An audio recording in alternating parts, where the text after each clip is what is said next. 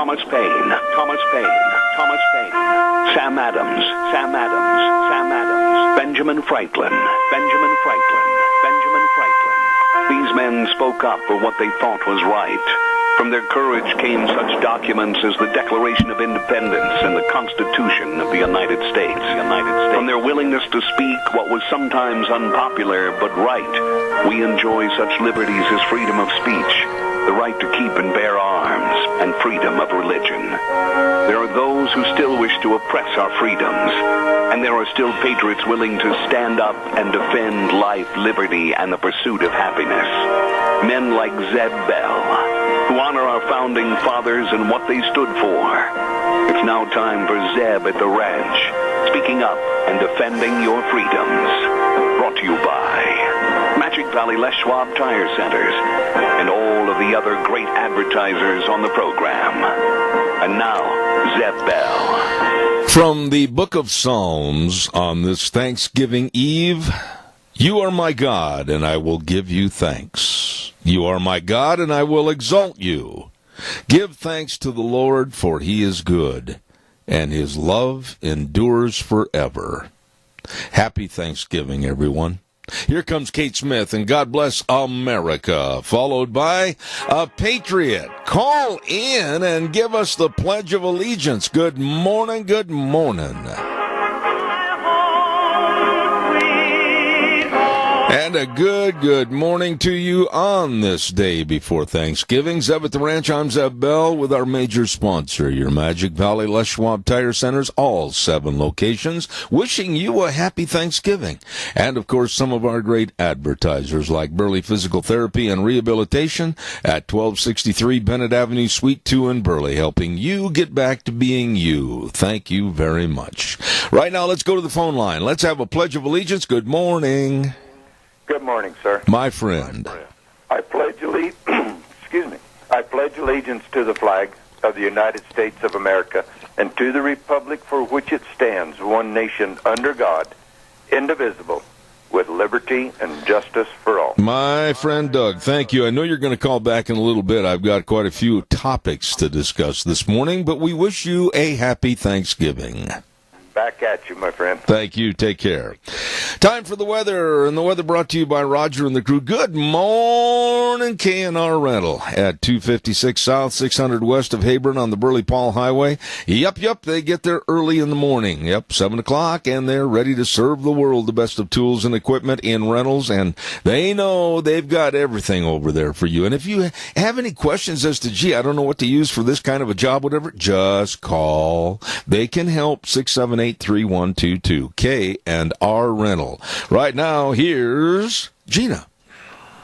Today's going to be a fairly decent day, but as we head on into Thanksgiving and the day after, things are going to change. Here's a look at your weather forecast for Zeb at the Ranch. We are expecting increasing clouds today, a little bit on the breezy side, and a high of 52. Tonight, 40% chance of snow showers, especially in the midnight hours. Expecting a low of 35 for tomorrow. Looks like rain showers likely mostly before noon. Cloudy skies, expecting a high of 38 as we move on into the evening hours. Maybe some snow and or rain showers in the forecast, and winds could gust as high as 25 miles an hour. By tomorrow night, chance of rain showers before midnight, then rain and snow likely after midnight. Mostly cloudy skies. Chance of accumulation of about 60%. Low of 34 by Friday. Rain showers, high of 46. Saturday, 20% chance of rain and or snow in the morning and partly sunny skies, high of 37 by Sunday. Partly sunny and 36. That's a look at your weather forecast for Zeb at the Ranch. She does a great job. And Gina, by the way, if you're listening over there at the station, happy Thanksgiving.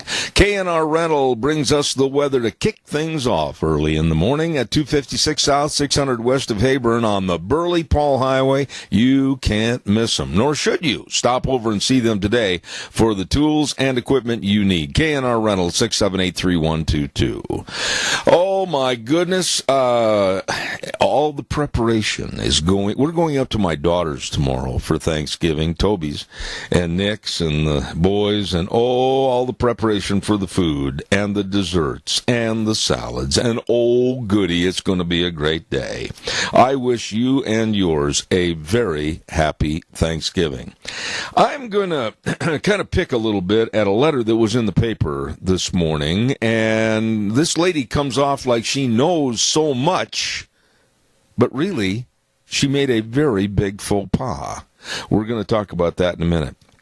Don't forget our friends at Ramsey Heating and Electric. They're located at 2600 Overland Avenue in Burley, and they open the doors at 7:30 in the morning and stay open till 5 every Monday through Friday. And they do have all your heating, cooling, and electrical needs. That's not brag, that's a fact. And they've been in business for over 6 decades, serving you with the best of people at Ramsey Heating and Electric, 2600 Overland Avenue in Burley, 678-0459, and they wish you and yours a very happy Thanksgiving. I'm holding in my hand right now some pictures of some of the absolute delicious yummies over at Denny's Restaurant, 611 North Overland in Burley, and they've got another location at 291 Pole Line Road in Twin Falls, America's Diner. Holy smokes, pecan pie, pumpkin spice pancake puppies, say that fast 5 times and have your own show, and pumpkin pie milkshakes. All of this, a season filled with festive flavors at Denny's Restaurant. Yep, it is so true. America's Diner. Now, we're going to be over there, yes, on the 29th for lunch bunch. Put that on your calendar, on the 29th for our November lunch bunch at Denny's Restaurant. America's Diner. You stop in and see them today. I think this lady meant well, but yesterday I remember vividly Jerry Voss called, and he was really upset about the people not discerning in their verbiage about democracy and republic, and rightfully so. Rightfully so, because the Democrats seem to get that mixed up a lot. Well, there was a lady that had written a letter to the paper this morning in the Times News, and her name is Karen Stoddard Belin, I think it is, from Twin Falls. And I tried to honestly call and get a number for her this morning so I could invite her on the program. But she made a faux pas when she sent her letter to the editor and said how it is taking us as a people, as a country, and as a 200-year-old democracy. We're not a democracy. We're a republic. And these things, as far as the correct terminology, seem to be getting lost in the shuffle a lot without civics being taught in our schools. So to Karen Stoddard Belin, I know you meant well in your letter, but you were wrong. We are not a 200-year-old democracy. We are a republic. Please keep that in mind. Calls welcome, 436-2244, 1-866-927-4587. I want to remind you, the veterinarians and staff at Burley Veterinary Hospital wish you a very happy Thanksgiving. They are nice people over there at 2869 Overland in Burley, and they really care about the maintenance of the health of your pets and your livestock. Be sure and remember to call them, 678-5509. Burley Veterinary Hospital wishing you a very happy Thanksgiving. All right, calls are welcome and appreciated. 436-2244, 1-866-927-4587. I honestly can't believe this. And I heard it earlier this morning. And literally, I was just pulling my boots on and I about rolled right off the bench. That university lecturers, I am not kidding about this, have been told at Leeds University over in England not to use capital letters. I'm not kidding about this. Now, bear with me. Not to use capital letters because using capital letters frightens students. The pause was for effect right there. To show and tell how wussified our younger generation is getting and becoming and coddled and modified. I just absolutely can't believe that we're treating kids that are college students like they're little babies wearing diapers. The use of capital letters scares the kids. I'm going to try to read this. It's in really small print. The staff at Leeds Trinity School of Journalism have been told to write in a helpful, warm tone, avoiding officious language and negative instructions. Some blasted the move as more academic mollycoddling, which it is, of the snowflake generation.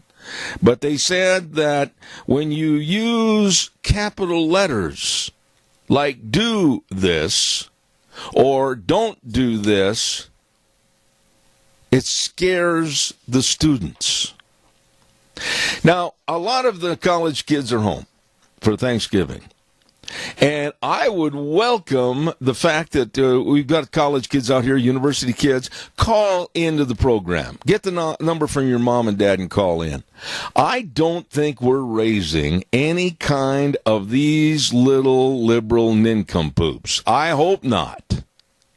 But can you imagine in this day and age, supposedly after they graduate from a school of higher learning and go out into the world, their boat's going to sink because they can't take capital letters? This is the dumbest thing I ever heard of. Almost one of the dumbest things I've ever heard of. And they are discouraging students and professors from ever using any capitals, and try to stay warm and subtle with the lowercase letters. Oh, doesn't that make you feel better?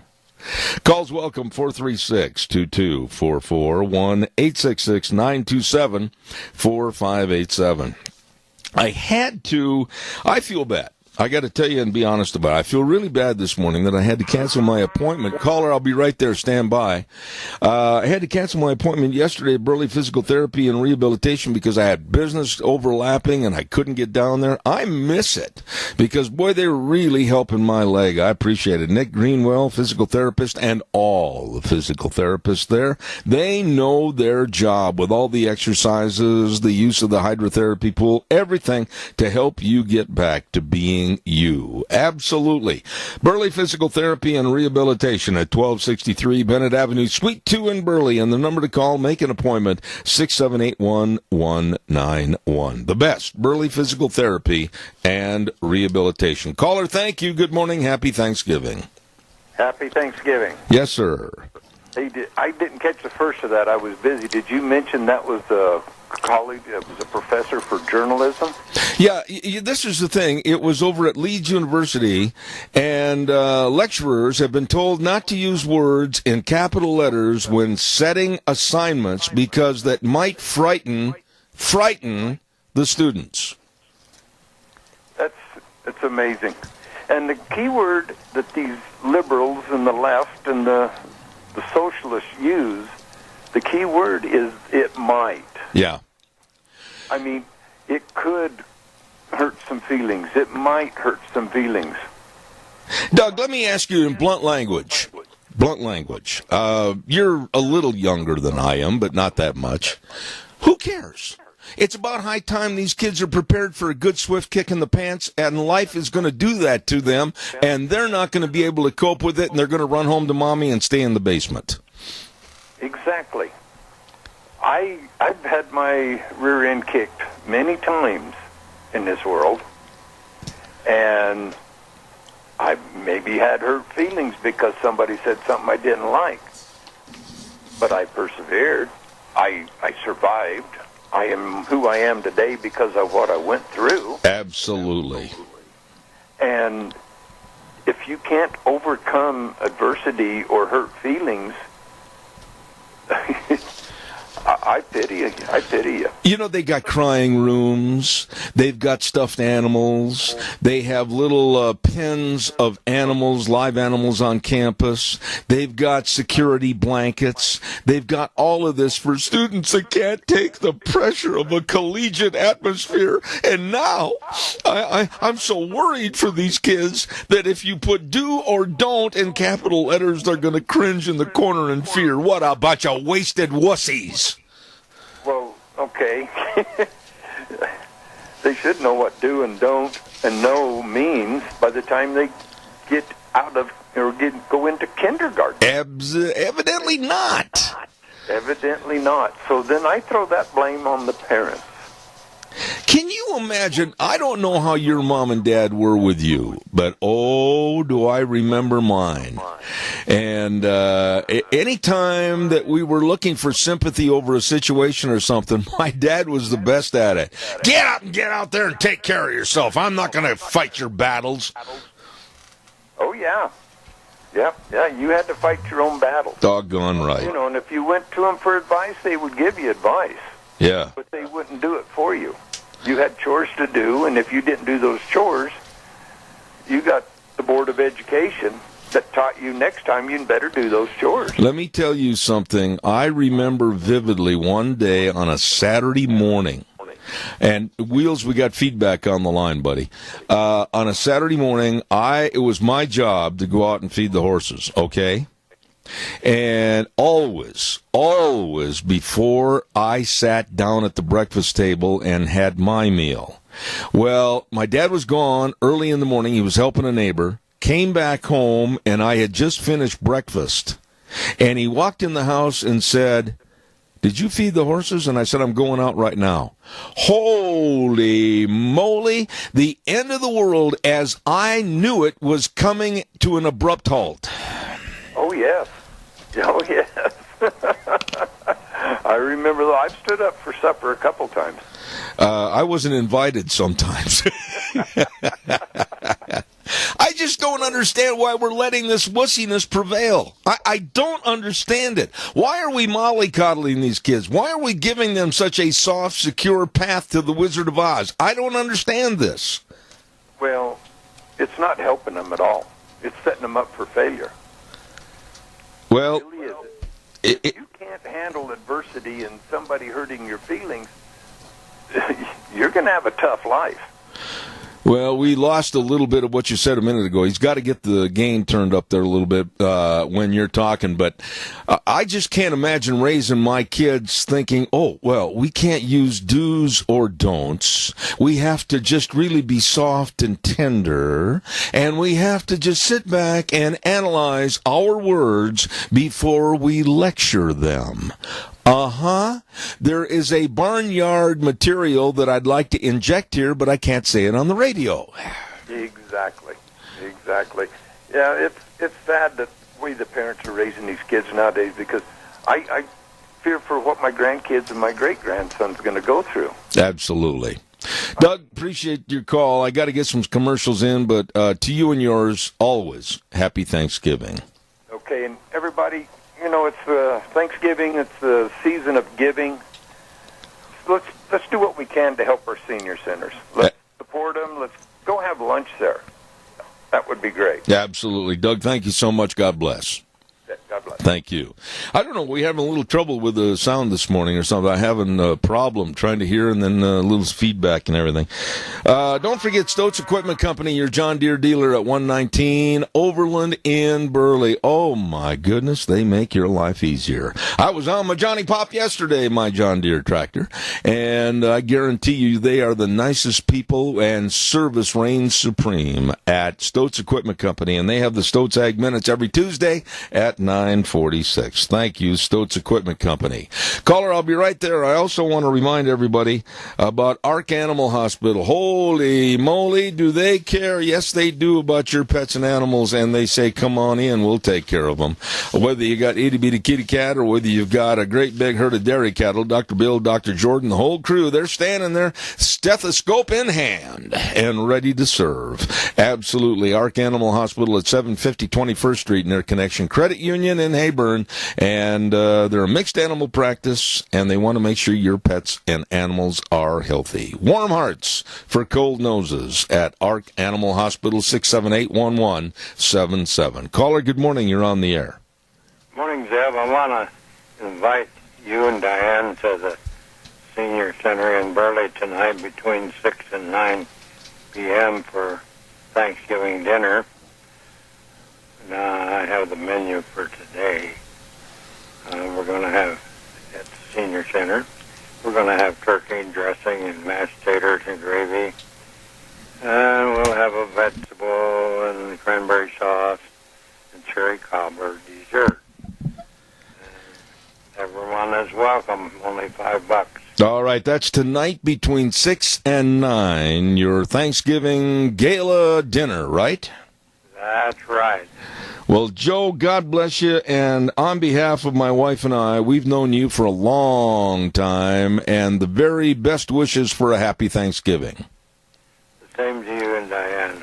Thank you, Joe. Take care of yourself. And we'll send everybody over to the Senior Junction for tonight, 6 to 9, pre-Thanksgiving dinner. Thank you. Calls are welcome, 436-2244, 1-866-927-4587. Don't forget Sophie's Chatterbox. Every Monday we give away a dozen cookies to Sophie's Chatterbox. People love that. And they're located at 530 East Street on the square in Rupert. From all the cookies and the pies and the muffins and the wedding cakes, my goodness. And also their restaurant. Whew, it's a place to go eat, let me tell you. Sophie's Chatterbox, 530 East Street in Rupert. Caller, good morning. You're on the air. Yes, good morning, Zeb. Hello, Tony. Talking about discipline. My dad used to do barbering on the side to bring in a little extra money. I remember cutting up his razor strap. I didn't know he had a second one. Oh. That was an eye-opener. Let me ask you a question, even though it's been years and years ago. What in the world possessed a young Tony to be that dumb and cut up the razor strap? Well, I was kind of a, I don't know what you would call it, a dingbat when I was young. I was wiry and out of control. And my mother had the swiftest left hook in the world, and my dad was razor strap, tried to keep me in control. I see. So you thought that you were doing the world a favor, and especially in your case a favor, by getting rid of the razor strap not to be used on you again, but you forgot that there was a spare strap in the drawer. Yeah, he had a backup I didn't know about. And really, what was your first reaction when you saw the spare coming out into the real world? Well, that was an attitude adjustment for me at that time. Yep, I knew I was in for it then, so that cured me of a whole lot of things. You know, let me ask you quickly, though, Tony, when you think about these kids today, not all of them, I think farm and agricultural kids are absolutely raised to have more respect for life and to take care of life and grab it by the boot heels and shake it. But kids today back east and at some of these major universities, what kind of adults, if you want to underline that word, are we turning out into the world? These kids are nothing but wusses. Well, it's supposed to be institutions of higher learning, but most of them are turning into dumbing down institutions. No, I agree. I totally agree. I spent 9 years in the Catholic school, and you talk about discipline and education. It was an excellent education I had in those years because we had discipline. Well, let me tell you, my friend, I know exactly what you're talking about because my elementary teacher, Mrs. Kiltz, she is in heaven now because she was such a wonderful teacher, but she was so strict. And I would like to have, honestly, $1 for every ruler that my knuckles broke. I understand what you're going through because, boy, I'm telling you, if I went home and I complained to my parents about getting my knuckles banged up or get my rear end hit, I'd get another one at home. You know, it was the worst thing in the world. It was the worst thing in the world to be reprimanded at school. But then when you were reprimanded, Mrs. Kilch would go up and she'd open the right side drawer of her desk, bring out a notepad, write a note that went to my dad, but I had to be the postman. I had to be the deliverer of that note. And then there was a place to sign on the bottom where Dad had to sign that he received the mail. A lot of it was blood spattered, and it was my blood. Well, that's the reason why you and I never ended up in jail. That's right. Oh, God bless you, and happy Thanksgiving to you and Mary. Thank you so much. Thank you. All right. You guys. God bless. Good one. Thank you. Calls welcome, 436-2244, 1-866-927-4587. Caller, I'll be right there. I honestly thought this story when it came over the wire service this morning, and then I saw an excerpt of it on the news, was kind of a joke. It's not. Can you imagine? Oh, please, don't use capital letters. It might scare the students, college students. Stand by, caller. I'll be right there. Dino Septic Service. They've recently expanded their business, and they absolutely are there to serve you with the best of septic tank pumping and liquid waste removal and sewer and sink drain lines cleaned, water and sewer lines installed, backhoe services. Yes, they are the best at what they do. Call them at 436-6526 or in Burley at 678-1638. Fast, fair, friendly service with the big truck that says, smells cargo on the way. Dino Septic Service. You get a hold of them right now. Caller, good morning. You're on the air. Good morning, Zeb. You know, many times you've seen a sign that says hot, don't touch. Yeah. And if they put that in little bitty letters, is that going to make it any cooler? Well, no. Now with this wussification, we'll probably have to have the words instead of hot. They'll say, very warm. Go sit down, and Mommy will make your chocolate for you. What about our stop signs?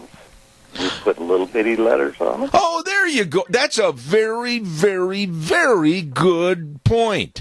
From now on, we got to call the Idaho Department of Highway and Transportation and tell them, oh, no, you can't have stop in big letters because it might scare the students that are going to college. Well, I don't know the construction signs, whether they're in capital letters or not. But they're in big letters, so you can read them. Well, now that really, stop, and it means stop now. It doesn't mean in small letters, please. It means stop now. That's a very, very good point. Thank you for bringing that up. Yeah, and I'm enjoying your cold. You know, I'm glad that you're sharing in the wealth because a lot of people don't realize how Deanna and I've suffered for the last 4 weeks. And poor Deanna's still got that nagging cough. I do on occasion. And all I can say is you're in for a long haul, buddy. You better get the Halls, Mentholyptus, cough drops, sit back and relax because it ain't going to get any better anytime soon. Well, the thing of it is I just wanted to be in decent shape for when I have all my family here.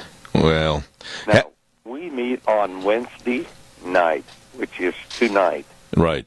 And 2 of my grandchildren that are married have to travel quite a distance, and so we keep them in our prayers. But we're having dinner for 30. Oh, my goodness. Well, you can look at it this way. You've got a cold that you're going to be sharing with the whole family. It's the gift that keeps on giving. God bless you. Have a wonderful Thanksgiving, you and Nancy. You didn't need to say that. All right. Nobody will show up. All right. Take care, Keith. Thank you. You bet. All right. I say that, and then I start coughing again. Berry Equipment and Rental. Let's not forget them, and there's 3 locations serving you. My lovely bride is here in the office with me, and she hasn't coughed in the last, 30 minutes? Things are looking up. Berry Equipment and Rental, sales, service, and parts with all the equipment rentals and the retail equipment sales. They've got offices and locations at 159 West Highway 30 in Burley with Juan. Hello, Juan. And 465 Addison Avenue West in Twin Falls with Eli and the Nampa location. And I've been telling you this. for a long time, they've got all the Bobcats, all the shapes and sizes of the Bobcats, and 0% interest now up to 60 months. Ho, ho, ho. You'd better get in there today and see the best. Barry Equipment and Rental. Coughin', hold on. I knew I'd have that get even with me. Barry Equipment and Rental, Burley, Twin Falls, and Napa, serving you. Oh, break out another cough drop. Good morning, caller. You're on the air. Good morning, Mr. Bell. Now, be careful this morning. Yeah, Wheels has got his finger on the buzzer. Well, I do too, because I'm going to give you one more chance. You know, if more kids today would hear the sound of leather coming through belt loops coming down the hall. Oh, yeah. I think that used to scare the bejeebers out of me. You're not trying to tell us that you were not a model child? Well, it wasn't really directed at me. It was usually my little brothers. Oh, yeah. Yeah. But, you know, I got my share. Yeah, I didn't maybe get a lot of spanking, but, you know, Dad had a way of talking to you and making you wish you'd got the spanking. I didn't get my share. I got an overload. I had enough of those whoopings that would last me till I was 38. Yeah, I can imagine. No, you can't. I probably should have got more than I did, but, you know, just the sound, you know, of that leather coming through those belt loops was like, holy. Yeah, it's kind of a whooshing sound, and if you do it right, like my dad and your dad probably did, when you grab that belt out of its belt loops and you do it fast enough, it creates a little friction and a whooshing sound, and then when the belt snaps like a whip at the end, you know that your life as you've been accustomed to it is going to change. You betcha. I used to sit up and take notice. It's like, okay, what did they do to get in trouble? I am not doing that one. Oh, yeah. Like I said earlier, one of the worst times I ever had was when I ate breakfast before I fed the horses. And when Dad came in the house, and he asked me, "Did you feed those horses yet?" And I looked at him and said, "No, I'm going out right now after I eat." And all of a sudden, breakfast did not seem a very important meal to me. Yep, that's the way it was around our house too. You know, the animals that got to eat before we did. But yeah, I think if we would have more of that sound, I think the kids would realize that you know, we weren't raised to be candy butts. Well, this deal of taking capital letters away because it might scare university students. We're talking 18 to 22-year-old kids. They need to be prepared for the hardship and all the negativity in life. And, oh, no, there's a word in capital letters. I can't stand it anymore. I know it. You know, if it wasn't really such a serious matter, it'd be almost laughable. I mean, good Lord Almighty. Yes, you got that right. Let's cowboy up and just deal with life the way it's dealt to us. That's what makes you a strong person. Hey, do me a favor and take a big white sheet of paper and write the letters "Get Up" and then an exclamation point, and go over to George in bed and tell him to get out of bed. I'll do that. Okay. Happy Thanksgiving. Same to you, my friend. All right. And Deanne, have a wonderful day. We will. Thank you very much. Calls welcome, 436-2244, 1-866-927-4587. I'd like the mom or the dad of a college student that's home for Thanksgiving to give me a call, and I'd like to honestly hear either from a student or a parent of a university or college student right now. And I know this is over in Leeds Trinity School of Journalism in England, but you know as well as I do, when it comes to the wussification of our kids, it's going to eventually show up here. They've got the crying rooms. They've got all the stuffed animals. They've got all the little pets on campus, little doggies and little goats and everything. Oh, life is so hard. Now, they can't see capital letters because it frightens them. Oh, boy. Calls welcome, 436-2244, 1-866-927-4587. And I believe we've got another phone call waiting for us. I didn't hear the cow, but the cow's over there eating alfalfa. Go ahead. Riley's on the phone. Good morning, Riley. Moo. Yeah, moo. There you go. I cannot wrap my ever-for-living mind around being scared of letters. Words coming out of somebody's mouth might not frighten me, but they sure get my attention. Turn him up a little bit, Wheels, please. Riley, go ahead. Speak up just a little bit, please. Thanks. Sorry about that. Anyway, to capitalize letters and it scares people. What in the world are they going to do when the protectors have got old and passed on? What are they going to do when the people who've got enough common sense and enough personal fortitude to stand up are gone? What's going to happen to them? They're going to be slaves to somebody, obviously, but they ever thought about putting aside your feelings of being scared or hurt and try to better yourself, to turn yourself into a human being that's capable of living their own life and not having to have somebody look after them? Well, that's just the thing, Riley. I've known you for a long time. I know you're a young man that goes out and fends for yourself. You're a tough individual. I consider myself to be the same. But these kids today, oh my goodness, look, Mom, there's a capital letter word, don't. Oh, take it down. It frightens me. This is complete idiocy what's going on with our millennial generation. Well, it doesn't just go on with just capital letters. I have a brother who's in the Army, and he's a captain over recruiting or basic training units. And he's telling me what they go through is nothing compared to what I went through. And what I went through when I went through basic training clear back in 97, 98 is nothing like they went through when other generations went through. Nothing at all. I've heard that. And so it's I'm not denigrating our service folks at all. So all those out there listening think I am. No, I'm not. Not one bit. However, are we teaching our young men and women, whether it be in the service or whether it be in our homes, to be strong in adversity? Are we teaching them to be smart in adversity, meaning think your way out of it? You got yourself into this, think your way out of it. Yep. Are we doing that and making things going to be better for them? Or are we putting them in the position that when it comes time to be tough, when it comes time to get down and bite the rocks and crawl on the ground through the cactus, guess what? Are we setting them up for failure? And I'm afraid that we are setting our kids up for failure, our grandkids up for failure, because we just won't reach down and be that ignorant, naughty, nasty, old, mean parent and say, you know what? Figure it out for yourself. You got rules. You got a brain. You got common sense. Figure it out. You need help, advice. I will help you, but I am not going to do it for you. There you go. Very good synopsis, and thank you for your call, and a very happy Thanksgiving to you.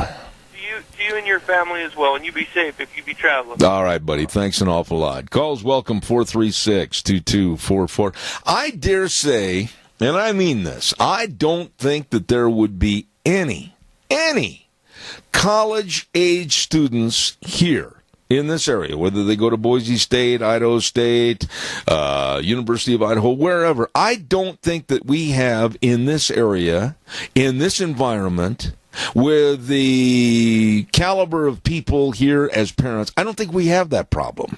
I think the students that are going for higher education, are not going to sit down or get down on bended knee on the ground and just wail and cry with tears in their eyes. Oh, there's a capital letter. I can't take that. It frightens me. I can't even envision that.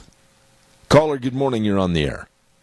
Yeah, a little example of when I was raising my son out in Colorado. He was about 5 years old, and he was a little small for his age, but we went and got some grain and a salt block and stuff, and I was unloading it, and I set a salt block inside the barn, and it was probably 40 feet to the tack room, and I told him, I says, take that salt block in the tack room, and I kept hauling stuff. His mother said, well, he can't do that, and I said, yes, he can. So I left him out there with that salt block. I says, you can get it in that room. He come in about 10 minutes later, and I said, "Did you get in the room?" And he said, "Yes." And I said, "How'd you do it?" He said, "Well, Dad, there was a hand truck in there. I brought it out. I rolled it onto that hand truck and pulled it and put it on in." And I says, "Great job." There you go. Figured it out. Yep. It took a little innovation, and nobody had to wussify him, or they had to pat little Johnny on the head and say, "Oh, Johnny, I know you're a little smaller than the other kids. I'll carry it for you." Baloney. He figured it out on his own. Exactly. His mother wanted to carry it in, and her and I had a discussion about it, but he figured it out, and I told her, I said, "That's all I wanted him to do." He had a problem there, and he solved it. Very good. Well, all I can say is, if this is what we're raising as far as the wussification of kids that aren't even kids anymore, they're young adults in college, and they can't take capital letters because it frightens them. Those are not my words. Those are the words right on the top of this story. Don't use capital letters. It frightens students. Good Lord. What are we going to have in the next 20 years? Well, we're going to have a population that the one world order wants to have. And Yeah. that's people that will not stand up for anything. You got it, buddy. I got to run. Thank you very much. Caller number 2. Now, I'm going to ask your patience. Stay right there. I've got to get a weather forecast on real fast, and I will be right back to you. Don't forget our weather brought to you this hour by Mount Harrison Audiology and Hearing Aids. Absolutely behind the Minidoka Hospital, across from the emergency room, and they specialize in your hearing health. Dr. Hunsaker, Dr. Pickup, Dr. Mitchell, the staff, highly trained individuals that can help you with your hearing. Call today, 312-0957. Right now, here's Gina with the weather. Today's going to be a fairly decent day, but as we head on into Thanksgiving and the day after, things are going to change. Here's a look at your weather forecast for Zev at the Ranch. We are expecting increasing clouds today, a little bit on the breezy side, and a high of 52. Tonight, 40% chance of snow showers, especially in the midnight hours, expecting a low of 35. For tomorrow, looks like rain showers likely mostly before noon. Cloudy skies, expecting a high of 38 as we move on into the evening hours. Maybe some snow and or rain showers in the forecast, and winds could gust as high as 25 miles an hour. By tomorrow night, chance of rain showers before midnight, then rain and snow likely after midnight. Mostly cloudy skies. Chance of accumulation of about 60%. Low of 34. By Friday, rain showers, high of 46. Saturday, 20% chance of rain and or snow in the morning and partly sunny skies, high of 37. By Sunday, partly sunny and 36.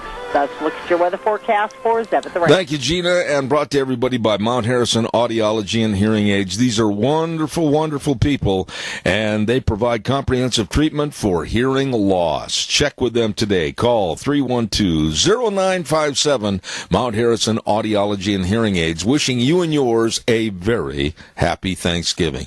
Caller, you've been very patient. Go, you're on the air. Thank you. Yeah.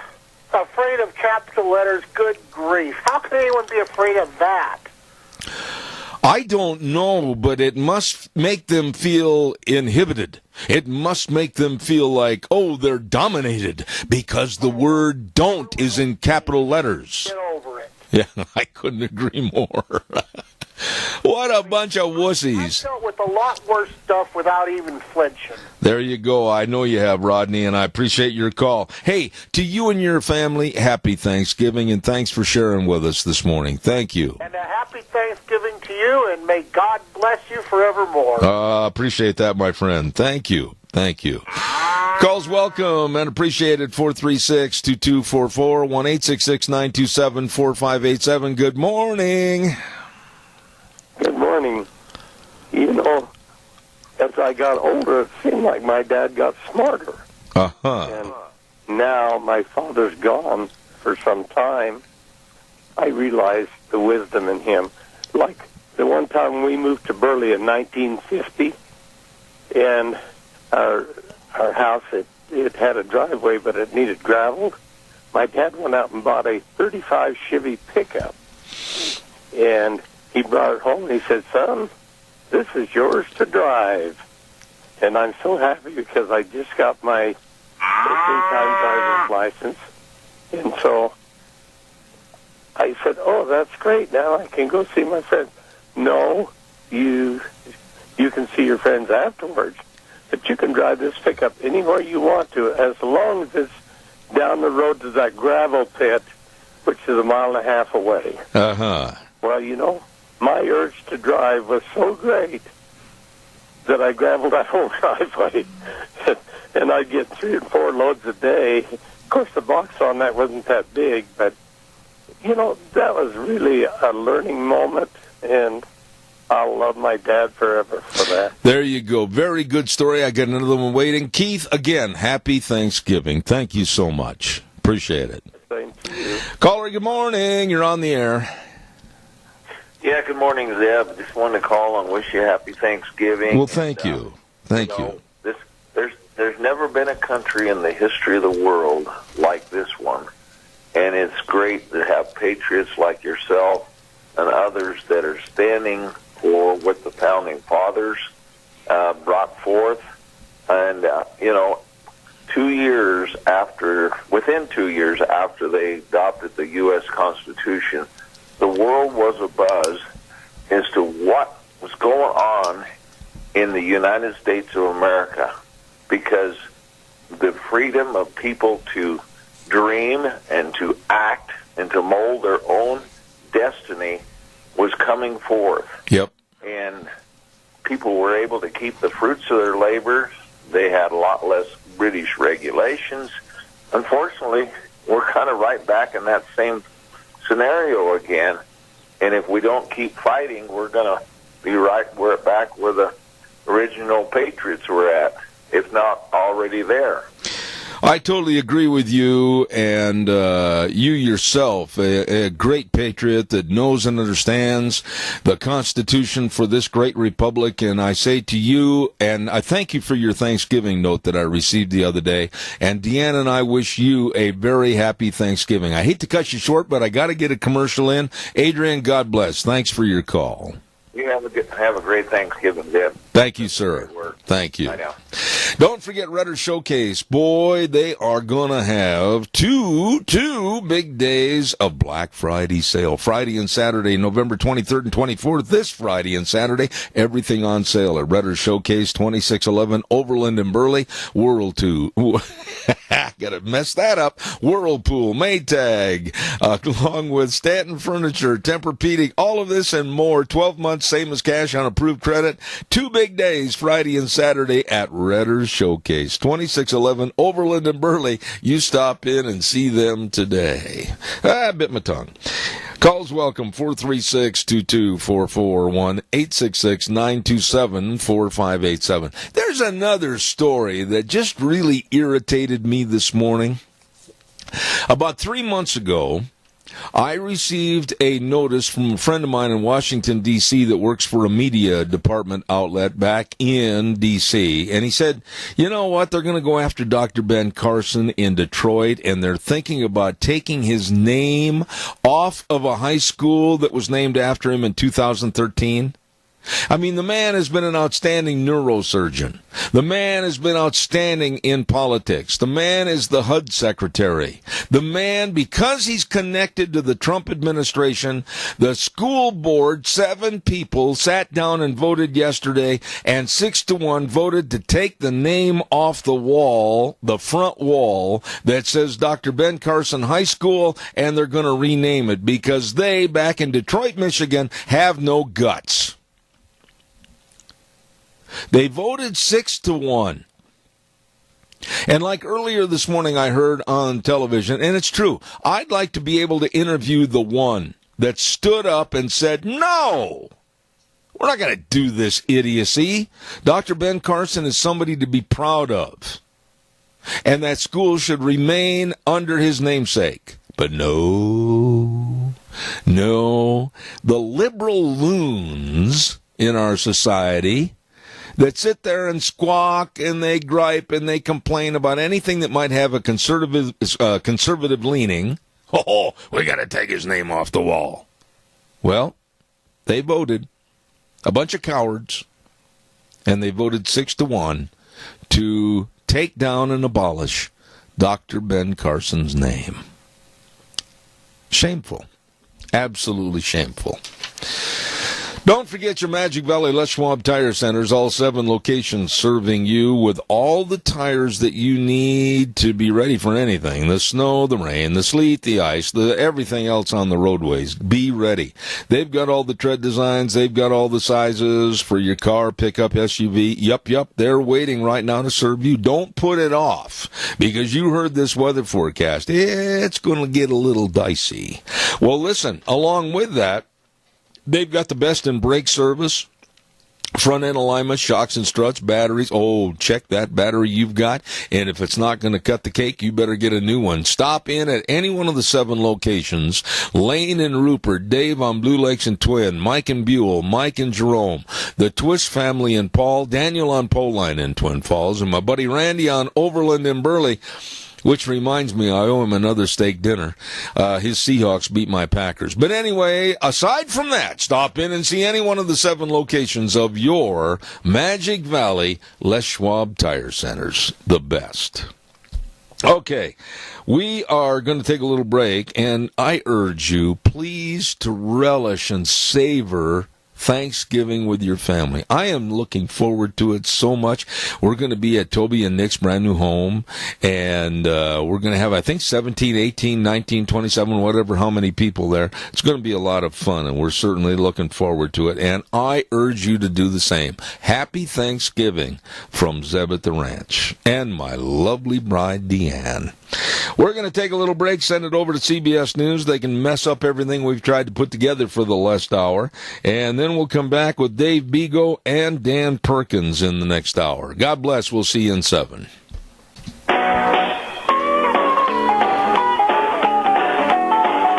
Morning on the day before Thanksgiving. Zeb at the Ranch brought to you by our major sponsor, your Magic Valley Les Schwab Tire Centers. All 7 locations serving you and wishing you a happy Thanksgiving, along with some of our great advertisers like Burley Physical Therapy and Rehabilitation at 1263 Bennett Avenue, Suite 2 in Burley, helping you get back to being you. We'll have more right after this word for Western Waste Services.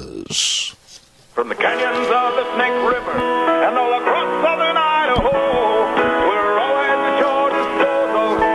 Western Waste Services, we care about our community, our resources, and this great land. Western Waste Services is lending a hand, always at your disposal. Western Waste Services wishing you and yours a very happy Thanksgiving. They are always at your disposal. Get on the route service. I urge you to do that. They'll be there just like clockwork every week. Get your garbage. It's gone. It's out of there. Number to call, 734-6969. Western Waste Services. You call them today. Really good folks. By the by, also, I want to remind you about Hearts for Seniors. Hello, Holly Rowe. Minnecasia Hearts for Seniors at 135 East 23rd Drive in Burley with Holly at 312-5715. That number again, 312-5715. They can help seniors that want to stay at home. They now have Medicaid and VA approved and also take private pay. Check it out today. Please, seniors, call 312-5715. Minnecasia Hearts for Seniors, serving you. Right now, as I choke on my cough drop, and we go all the way back to Indianapolis, Indiana, and talk to my old buddy Dave Bego. Is it white meat or dark meat your favorite? Well, you know, Zep, I eat mostly chicken and turkey and fish anymore. Well, I know, but what kind of turkey meat? The white meat or the dark meat? It's not that hard a question. Well, it's whatever my wife gives me. That's the easy answer. Oh, my goodness. We just got done talking about the wussification of America, and now you're telling me that it's just what your wife gives you. Why don't you stand up and demand that you want a turkey leg? Because she makes great food, Zeb, and whatever she makes, I enjoy. So I just let her go about it. Holy smokes. She's a great cook. Is she standing there behind you with a wooden spoon or something? No, not at all. No. Not at all. And she makes, and she also makes the best pumpkin pie in the world, which I love, and she takes care of that, and she just does like I say, she does a great job. Well, I'll tell you what, I'd like to be a little mouse in the corner there, because I've got a feeling that Mrs. Bigo has complete control of you this morning. Nope, not even close. Okay. Not even close. All right. Hey, listen, I got to start off on a little bit lighter note this morning. Did you hear about, I talked about this in the first hour, that over at Leeds University in England, now they're not going to use capital letters anymore, David, because capital letters frighten students. It's crazy, Zeb. Yeah, this stuff, these professors, and I think we've talked about this before, the professors and the universities and that, not just here in this country, but across the world, are controlled by the left, because they're trying to fundamentally change this world and this country by getting into people's heads through education, and it's crazy. It's just like in politics. We got to stand up and have a backbone. Say, no, we're not going to put up with this stuff. It really, right there, the key word there in your phrase was no. No, I'm not going to follow suit. Yes, I'm going to use capital letters anytime I want to. Yes, I'm going to do certain things that are given me and afforded me as a free citizen of this great United States of America. And no, don't bother me with this wussification of our kids. Well, that's right. And, some of the students in this country, and I think I talked to you about it last week, TFP, they're waking up to this stuff, and they're starting to protest against these professors and people that are trying to indoctrinate them and introduce this stuff into our education system, and that's great. I think Americans are waking up to what's really going on in this country, and they need to keep waking up, and they need to push back. Dave, honestly, and I'm not trying to be facetious here, I'm starting to think that the way our college and university students are today, not all of them by any word or a stretch of the imagination, but many of them, when they go to the student store on campus, they better start selling diapers. Well, in some cases that's true, Zeb, and that's why I say that people, the kids and students and that, need to wake up. And but you got to understand, this just doesn't happen in college. This is going down in the education system in high school and the grade school and stuff like that. And it's simply a path to bring down our country and make us, as Obama wanted to do with all of his people, a worldwide program. Yeah.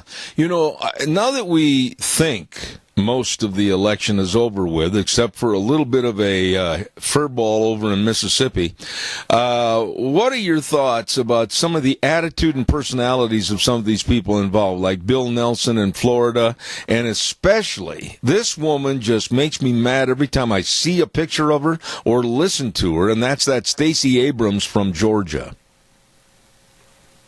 Well, what irritates me all about it all is, they have a right to their own opinions, Zeb, but what they don't have a right to, and what's happening on the left, is the fraudulent votes and bringing the illegals in to have them vote and everything so that they can win their elections.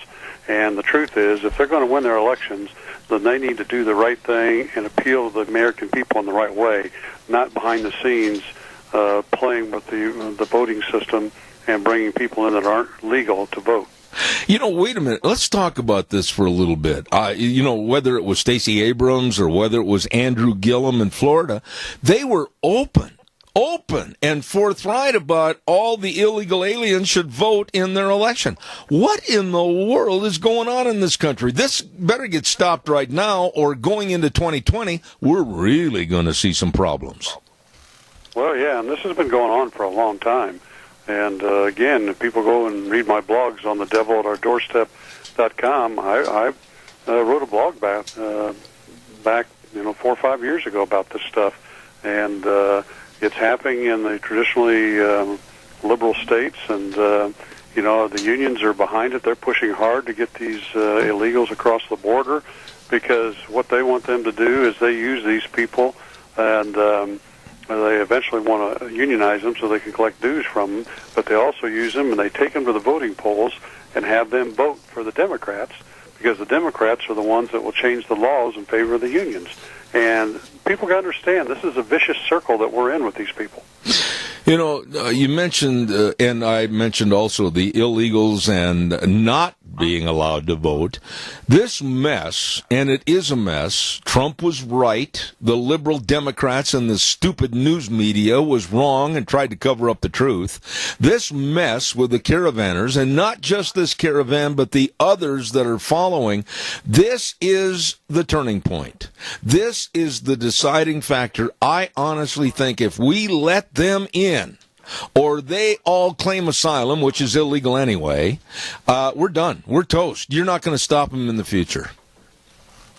Well, that's the thing, and it's bad. And, I think you've probably heard, and I think I've talked about before, that a lot of this, the financing for this, the money to get these people to do this, has come from people in the United States like Soros and other groups. And because, again, their whole objective is to change this country and make it into a socialistic, communistic country, and that's what they want to do. And and even these people, they're brainwashing these people. They're saying, "Oh yeah, we'll bring you to this country, make sure you get jobs, and you'll have this and all this and all this." It has nothing to do with that. At the end of the day, it's all about control. Well, it is all about control, but Dave, over the last week, I wasn't shocked because I kind of in a way expected this, but the residents of like Tijuana, Mexico, they are saying and doing and responding the same way Americans have been saying and doing and responding for years, with illegals coming across the border or taking up residences on their lawns or their backyards, or literally walking in their homes trying to use restrooms. The people in Tijuana have had it, and that's why they're having the riots. This kind of lunacy has got to stop. There has to be a crackdown with force so people realize the law. Well, that's exactly right. We're a nation of laws, and they've got to be followed and upheld. And Trump's trying to do that, and I think as we see more of this stuff, he'll get even stronger on it, and we're going to see a huge pushback. Can we expect to see a stronger pushback when all the courts, and I'm not trying to lump everybody together, but basically a lot of the courts and the federal judges, they are doing everything to create landmines for Trump to stand on? Well, yeah, and you look at some of those are out of liberal areas. Yep. Like out west and in California and that, and Trump just has to keep pushing back and making executive orders and doing things, and and let these things go through their appeal process on their own.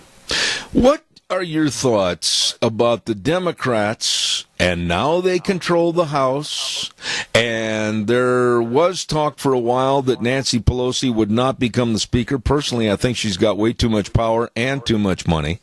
What do you think is going to happen here, and will it evolve to the point where they'll start working with a hand across the aisle to make things as far as governing is concerned, or are they just going to be sitting and saying, we're going to investigate?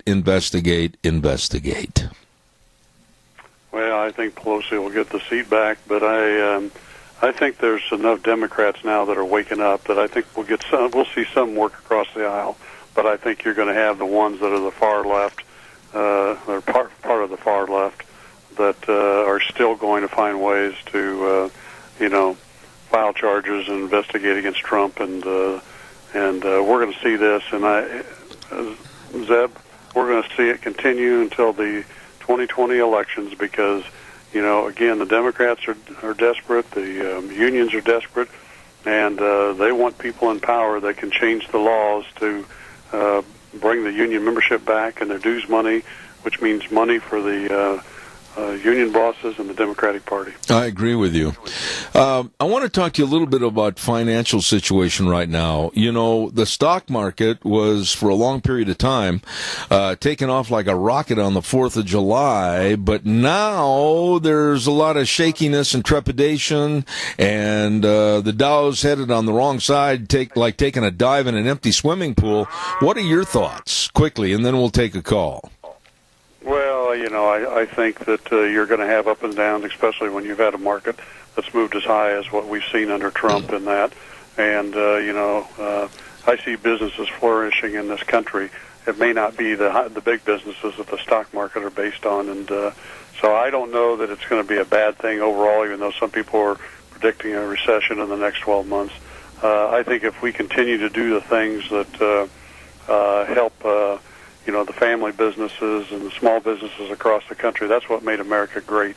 I think we'll continue to move forward. You said expecting a recession, and I'd like to just put a caveat on that.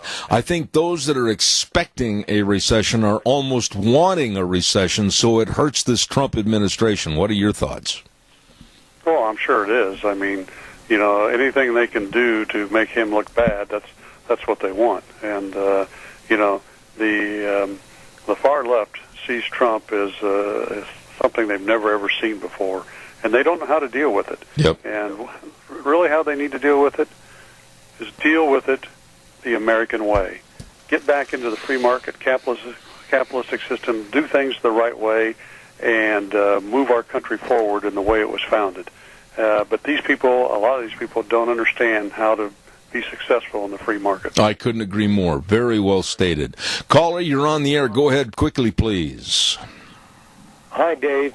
I just want to personally respect you for the efforts you put forth in defeating Donnelly. That was a great thing, and you made a lot of sacrifices to do that.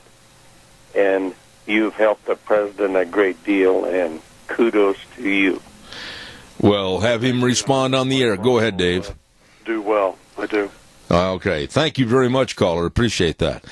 Talking about what's going on in our society today, and even with all the negativity, we've got so much to be thankful for. Dave, kind of give us your feelings about what Thanksgiving for the Bego household is going to be like, and your thoughts going into the Christmas season, etc.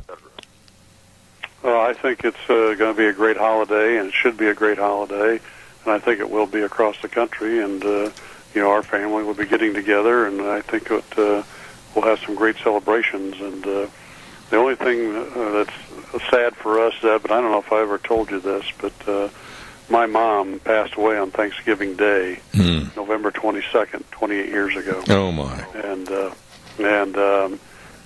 so on Thanksgiving Day, we're pretty quiet, but the rest of the weekend, we celebrate big time.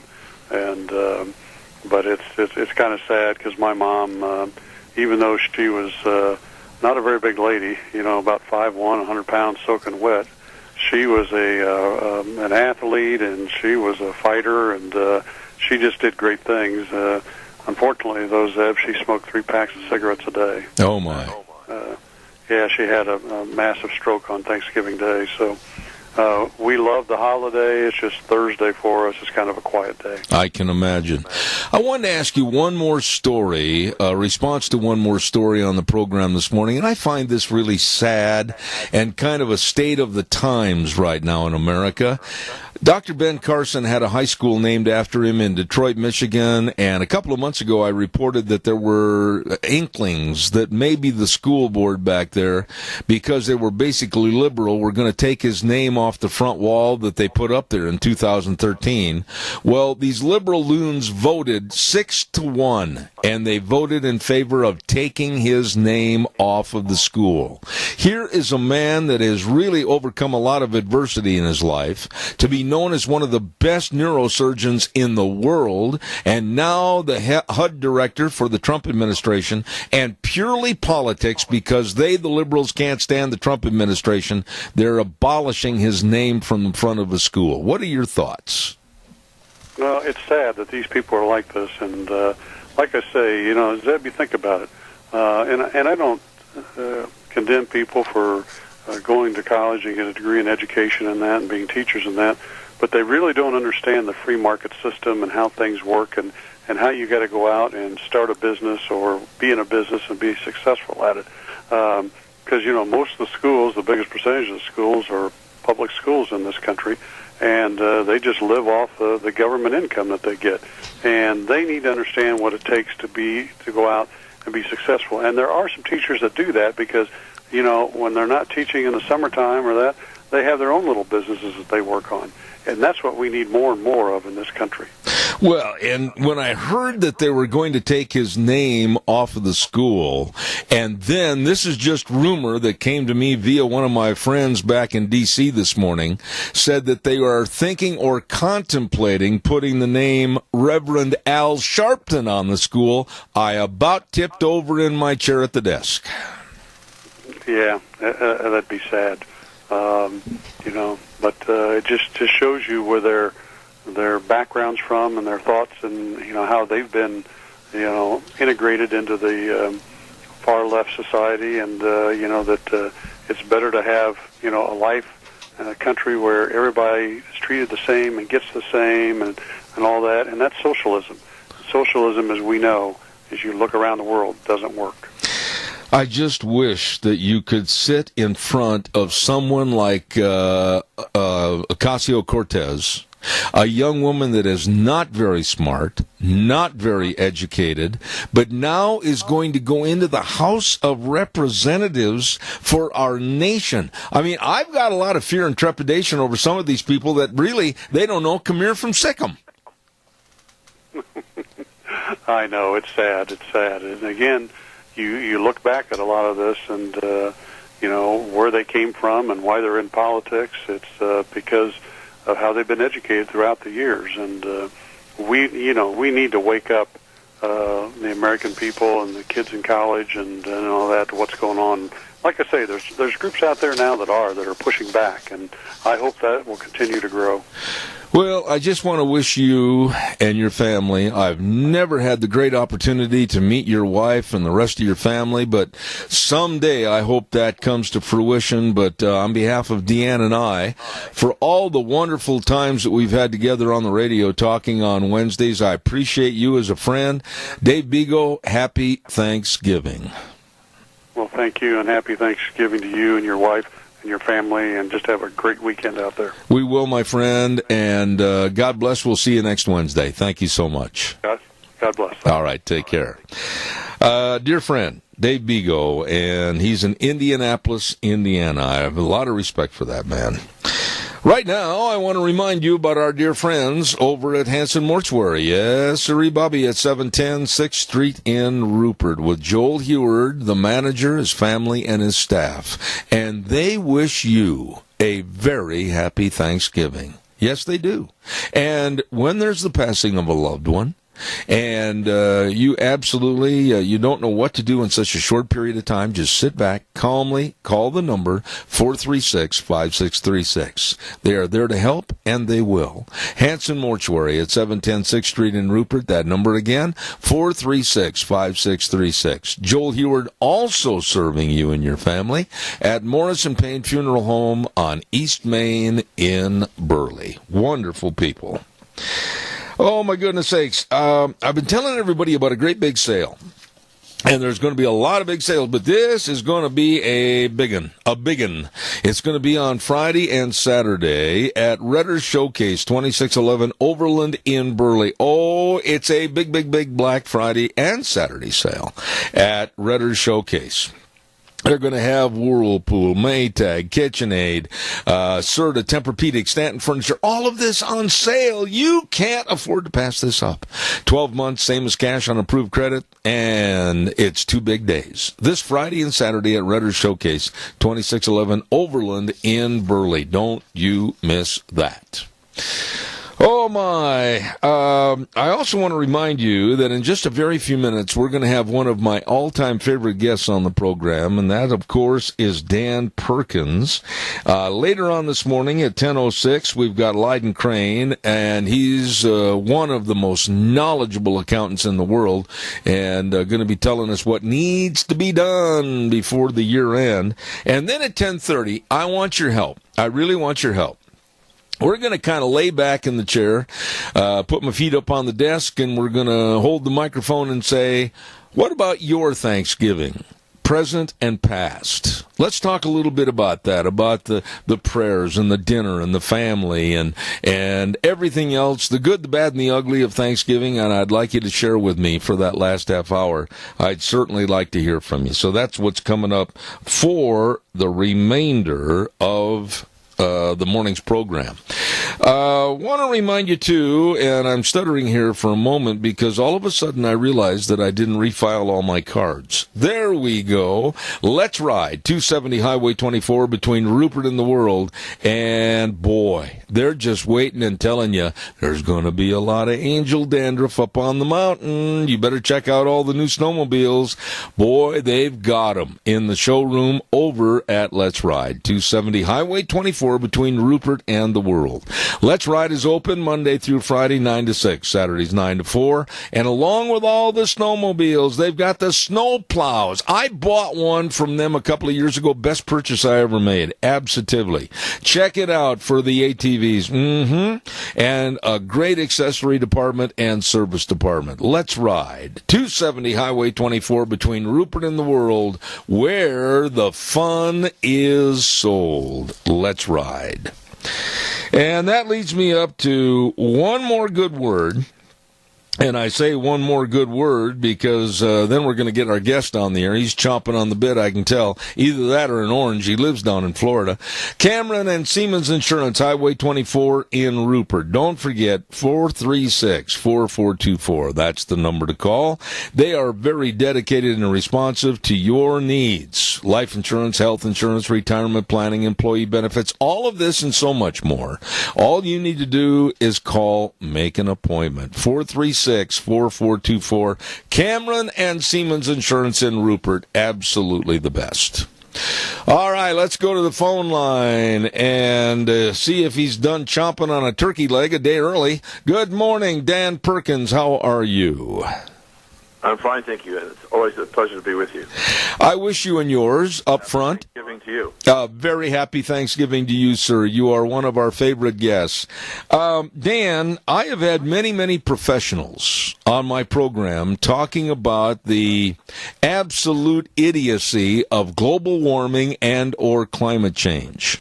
And many times I have had people on the air that are pro-climate change and global warming, but when you ask them where they want to have a happy medium, they stutter and stare at the wall and don't have any answers because really they don't understand climate change, nor do they have any answers as to what it would be like if man started meddling with God. They don't have any answers for that. Right. That's absolutely true. Absolutely true. And the thing that's becoming a little more concerning to me is what other things are going on. Let me give you some statistics that'll help hopefully prove my point. Right now there is only one solar panel manufacturer left in the United States. Oh my. All the other business is shipped in from China. Now, right now, solar and wind are the only reason that they're trying to be competitive is because they've got a very large government subsidy. But we now have a situation where we're in discussions with China and throwing back and forth tariffs. What happens, one, if China decides to add a 25% tariff on solar panels? The cost of solar panels is going to go up by more than 25% because there's a bunch of people in the middle between the manufacturer and the company or the retailer and you, the person who buys it.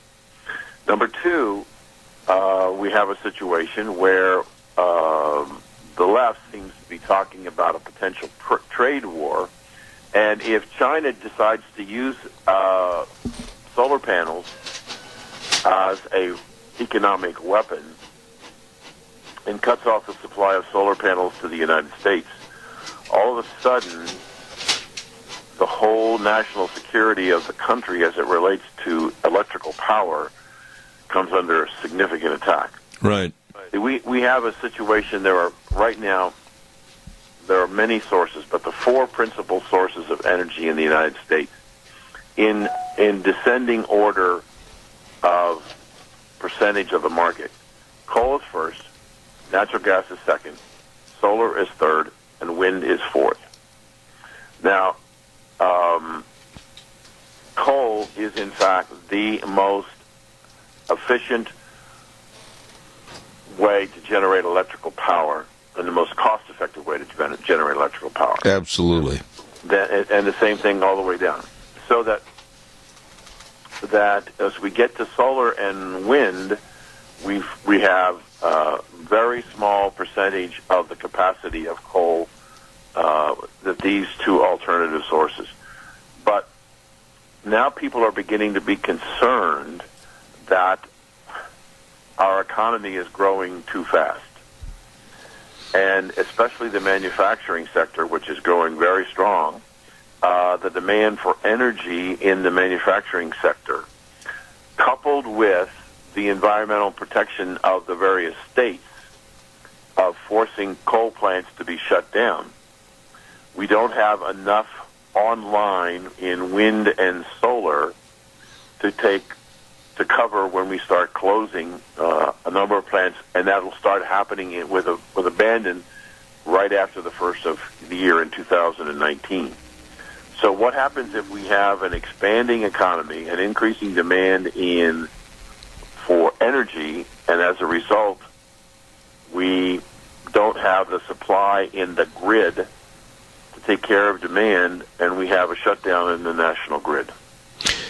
You know, Dan, right there, I'm going to jump in and throw another spoke in the wheel to you. You're the expert and an energy policy contributor, but a lot of people are not smart enough, and I'm going to be very blunt here. A lot of people are not smart enough as to, they like to eat, but they fail to realize what the wind and solar means to a lack of agricultural production.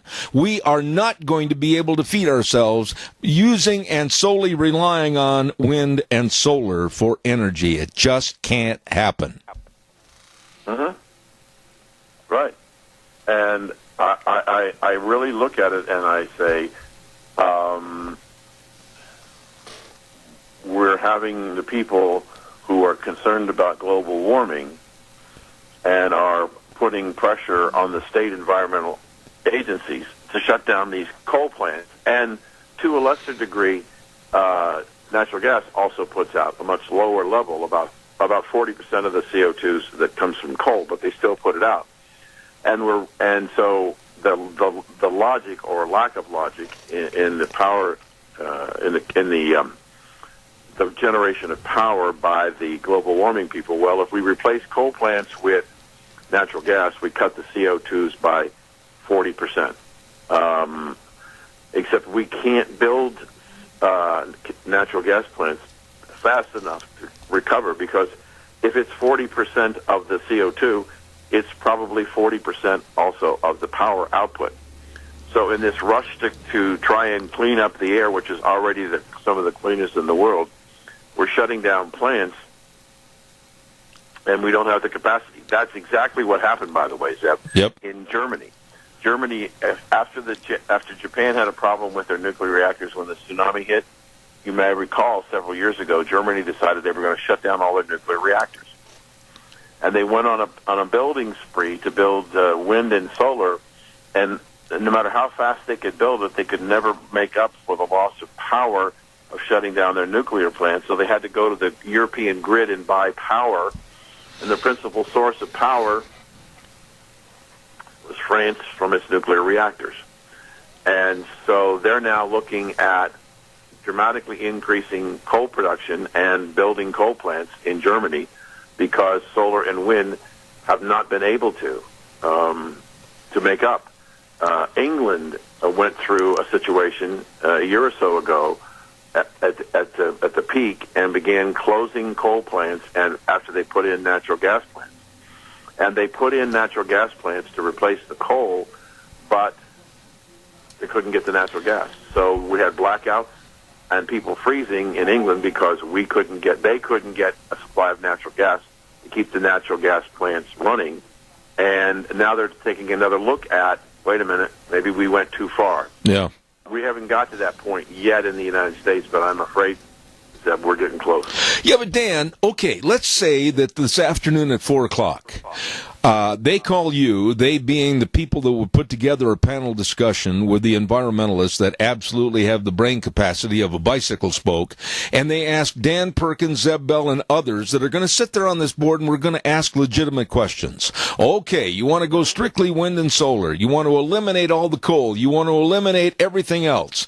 How in the world are you going to push a John Deere tractor down a field with a propeller? It's not going to happen. People are going to starve to death. Countries are going to fail. Governments are going to have crisis and chaos. These people can't think past their damn nose. I agree. You're absolutely correct, and it's obvious that they don't know. When the United States, when Donald Trump pulled us out of the Paris Accord, the whole thing collapsed. And the reason why, Zeb, is because if you studied the Paris Accord, it was based on the principle that the United States would have to pay tens of billions of dollars to the third world nations and other countries to help them develop their wind and solar resources. So it was a huge tax on the American people that was only going to grow exponentially over time. And we got no benefit out of it. We were taking our tax dollars, our money, and sending it overseas, but it wasn't going to do anything for our environment in the United States. Well, and you touched on this briefly, and I want you to expand on it because of your knowledge on this subject. But, you know, the absolute incompetency by auto dealers and governments, including our own, pushing the usage and purchasing of electric cars. Okay, number one, there's already a tax grid to where we don't have enough electricity to go around. And you're going to put millions of people in electric cars that are going to pull up to a little pump of electricity and deplete the source even more? This is total incompetency. It's not supposed to work that way. When you ask a person who owns an electric car, the one question that you need to ask them, and I've done it forever, what is the source of power for your electric car? Coal. Yeah. Or natural gas. Yeah. Not solar and not wind. So you think you're doing a right thing for the environment because you're driving an electric car, but they don't seem to understand that the source of energy to charge that car is coal burning in a power plant or natural gas burning in a power plant. Amen. There isn't enough wind and solar out there to charge the grid of cars. So there, as you said earlier, which I thought was very apropos, they're not thinking beyond the end of their nose. They think because they're driving an electric car, they've saved the environment. Well, they haven't saved the environment. First of all, you have to decide whether or not is in fact the environment under attack. And there are a number of people who don't believe that the science, which has been disputed time and time again, in fact, there are more scientists who have signed documents that the issue of global warming is not anything that man can do anything about. That's right. We can certainly do something about the quality of water, and we can do something about the quality of air, but we can't. There's no magic bullet that we can put out there that's going to change the CO2 levels in the world. And the whole thing boils down to, and again, going back to if they asked you and I to be on a panel, you don't have to sit there on the panel and make statements and cause arbitration or any infighting whatsoever. All you have to do is just ask these so-called scientists questions, and they can't answer them because they are stuck in a rut of only saying that the world's going to go to hell because we have climate change, and they can't explain the other side of the story. Yep, you're right. We've got a caller with a question, and I'm gonna stick that caller on really quick. Caller, go ahead, please. You're on the air with Dan Perkins. Go, please. Dan, the one worry I've had for several months now is the coal resources in Wyoming, and that area is failing at the moment. What is going to prevent those resources from being absorbed out or outsourced by another nation out of the U.S.? And I'll listen to you on the air answer that. I think that's a very good question, Dan. What about our resources being shipped to lesser countries, and all of a sudden we're left holding an empty bag? Well, that's a really, really good question, and thank you, guest, for that. That was a great question. Let me give you a couple of real examples. The country of Australia is so concerned. They're a big coal producer, and they had been supplying coal on a regular basis to China. They've been so concerned about their national security by being able to have the resources to continue to produce electricity in Australia that they are limiting the exports of coal to China and other Asian nations. Then you have Donald Trump in his newer coal policy, as you may have read, a number of coal mines through Kentucky, West Virginia, Pennsylvania, and even upstate New York are restarting again, but not to send coal to American power plants, to ship it overseas. Most people don't know that China is much like the United States was in terms of energy under Jimmy Carter. Mm-hmm. They have to import 65% of their energy needs, both coal and oil, in order to run their economy. So now it appears that they've lost some capacity out of Australia for coal. The Asian oil refineries know that they're no longer going to be able to get Iranian oil, and so they're looking to the United States, which is now the largest producer of crude oil in the world, shipping in excess of 2 million barrels a day. The foreign markets are going to look very attractive. And what the caller is asking, which I think is a great question, should we, in essence, be concerned that we don't send so much of our energy, coal and oil, outside the United States that we make ourselves vulnerable again? I think that's a great question that needs to be asked to the regulators and to the Congress and the President. What are you going to do if we need more energy? Are we willing to cut back on what we're shipping overseas? Absolutely. We have another caller quickly with a question. I've only got 3 minutes left in this segment. Go ahead, caller. You're on the air. Caller, good morning. You're on the air. Quickly. Okay, I can hear you now. Yeah, I just wanted to say something that I've said before about this whole global warming thing, and that's that God has his hand on the thermostat, and there's nothing we can do about it. A good statement. Dan, respond to that statement. God has his hand on the thermostat. As Zeb said earlier in the program, can the environmentalists play God? No, they can't. They can't. Nobody. Only God can be God, and that's really the thing. The arrogance to think that you can change, that there is some magic bullet that you can change global warming, is folly. And yet the believers believe they can. And I don't think there is a magic bullet that's going to change climate change, because climate change has been with us for as long as there's been a planet. And the idea that of the arrogance of some people to think that we can change it because of who we are is unrealistic expectation. All we can do is try and deal with some of the symptoms as best we can, whether it's pollution or whatever it is. But we can deal with those things, but we can't change the climate. The climate's going to do, Mother Nature's going to do, and God's going to do what he set in motion, and we can't change that. Absolutely.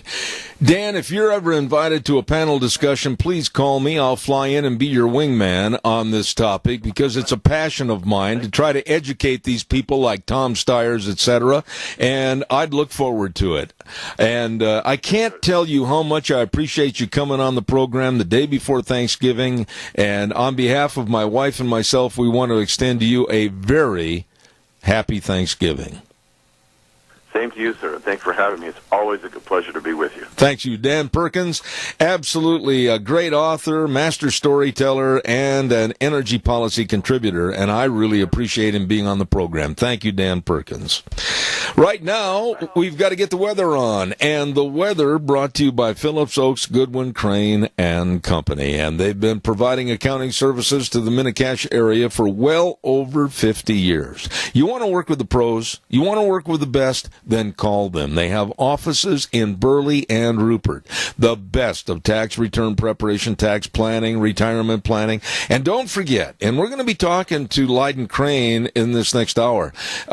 It's getting close to the end of the year, and the question is, are your tax records ready for your business? You better take care of everything. Leiden's going to be with us this next hour. Phillips Oaks, Goodwin, Crane, and Company, with offices in Burley and Rupert. Here's Gina with the weather.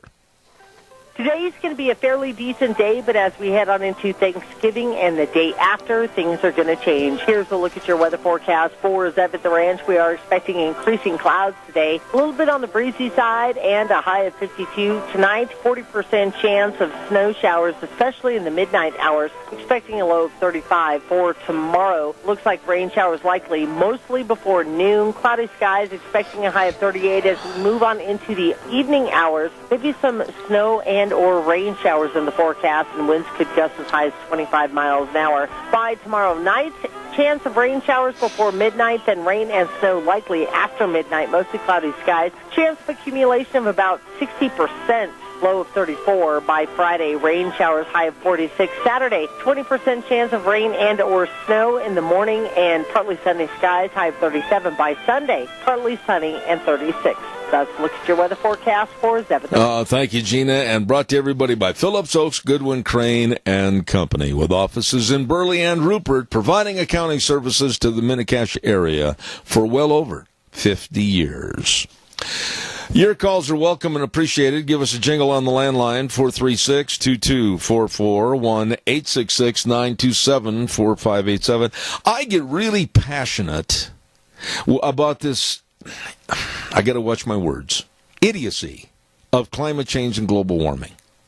I mean, if you sit down and talk to these people and you ask them questions, all of a sudden you hear crickets. Nothing. They don't have answers of legitimate questions about, well, if we do that, what about this? How are we going to take care of this? How are we going to help our agricultural program grow? How are we going to feed people? They don't have the answers. All they want is a 7-letter word, control, and they get that control over you and I with the stupidity of solar and wind energy. And it is stupid. I want to remind you, a great big Black Friday, actually pre-Black Friday sale is going on right now at Leeds Furniture, Floors, and More. Oh, my goodness sakes, you can save a whole bunch of money, 40% off the retail price.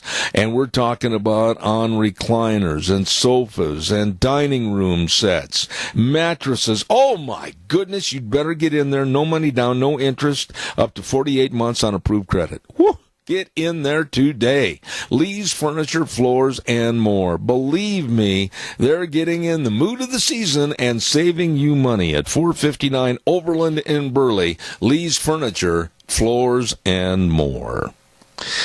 A big day tomorrow, and I certainly hope that you and yours are going to have a great celebration of Thanksgiving. We have so much to be thankful for. I know. We complain every day. We have different items that we want to discuss that are not going the right way. And but still, we live in the greatest country in the world ever. Am I sounding like a nationalist? You doggone right. I'm proud of this United States of America. I am a nationalist, and I'll go toe-to-toe with anybody that finds that to be a negative connotation. Calls are welcome, 436-2244. Caller, good morning. You're on the air. Go ahead, please. Well, I was going to call when the guest was on. And well, why didn't you? What? Well, I tell you what, in this Trump economy, I mean, I don't know anybody that isn't just as busy as they've ever been. And how you would, not realize that, I bet if you go to the freeway today, Zeb, that it's so busy that, you know how you normally can just blow down the freeway and navigate your way through it?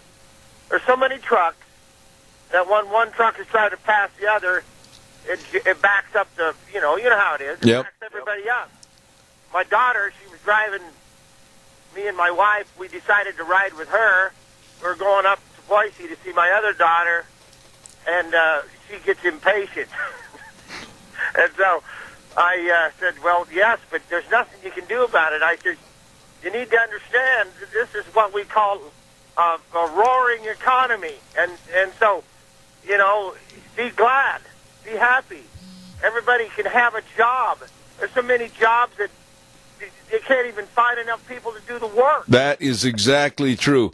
You know, Randy, I've got to do a commercial break here, but I want to tell you, you've been such a faithful listener to this program, and you and your family are great friends. Please have a blessed Thanksgiving, and wherever you're going, if you're going someplace, drive carefully and come home safely.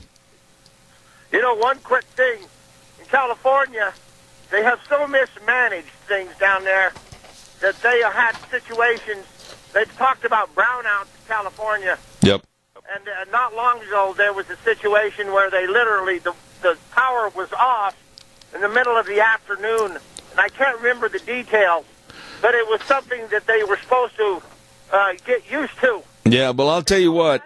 The best brownout that could happen in California is for Jerry Brown to leave the state. Yeah. I got to run. I'm running late, Randy. Thank you. Well, now they got Gavin Newsom. Yeah, oh boy, there's a winner. Okay. All right. God bless. Happy Thanksgiving. Thank you. Don't forget, if you're hungry and starving to death and you're doing a lot of shopping and everything, I'll tell you what, stop into the AC Drive-In at 601 East Main in Burley. All the different shakes, pumpkin shakes, black raspberry shakes, red raspberry shakes. I'll bet that is a good one. Try a Famous Farmer Brown burger with all the fries, special sauce at the AC Drive-In, 601 East Main in Burley. Well, how about Taco Bandito if you're starving to death? 2301 Overland in Burley. Pumpkin empanadas. Knock your boots off delicious. Or a new pork burrito with beans, pork, rice, sour cream, and cheese. Woo-hoo, it is good. All the food's great at Taco Bandito, 2301 Overland in Burley. And 2 locations of Burgers Etc., 124 South Oneida in Rupert and 700 Overland in Burley. Different soup every day and the bread bowls. And don't forget, too, they've got eggnog shakes. Oh, the people are so nice and friendly. Great service at Burgers Etc. in Rupert and Burley. And last but not least, don't forget Steve-O's at 290 South, 600 West of Heyburn. Food made the way you love it. Don't forget the Buffalo Burgers, the cheesy broccoli spuds, and of course, don't forget, too, you can order your meal on a smartphone and they'll have it ready for you. Cupcakes. Oh, it's a great place to eat. Steve-O's at 290 South, 600 West of Heyburn. And those, I did it quickly today, those are a few great places to go if you're hungry and starving to death. I am. Next hour, Lyden Crane's going to be on the program with us. And then at 10:30, please be a part of the program. Call in at 10:30 and tell us about your favorite Thanksgiving items, food, whatever, happenings with the family, whatever. We're going to share a little bit at 10:30. Until then, we're going to go to the CBS News. They're going to mess everything up. We'll be back in 7 minutes.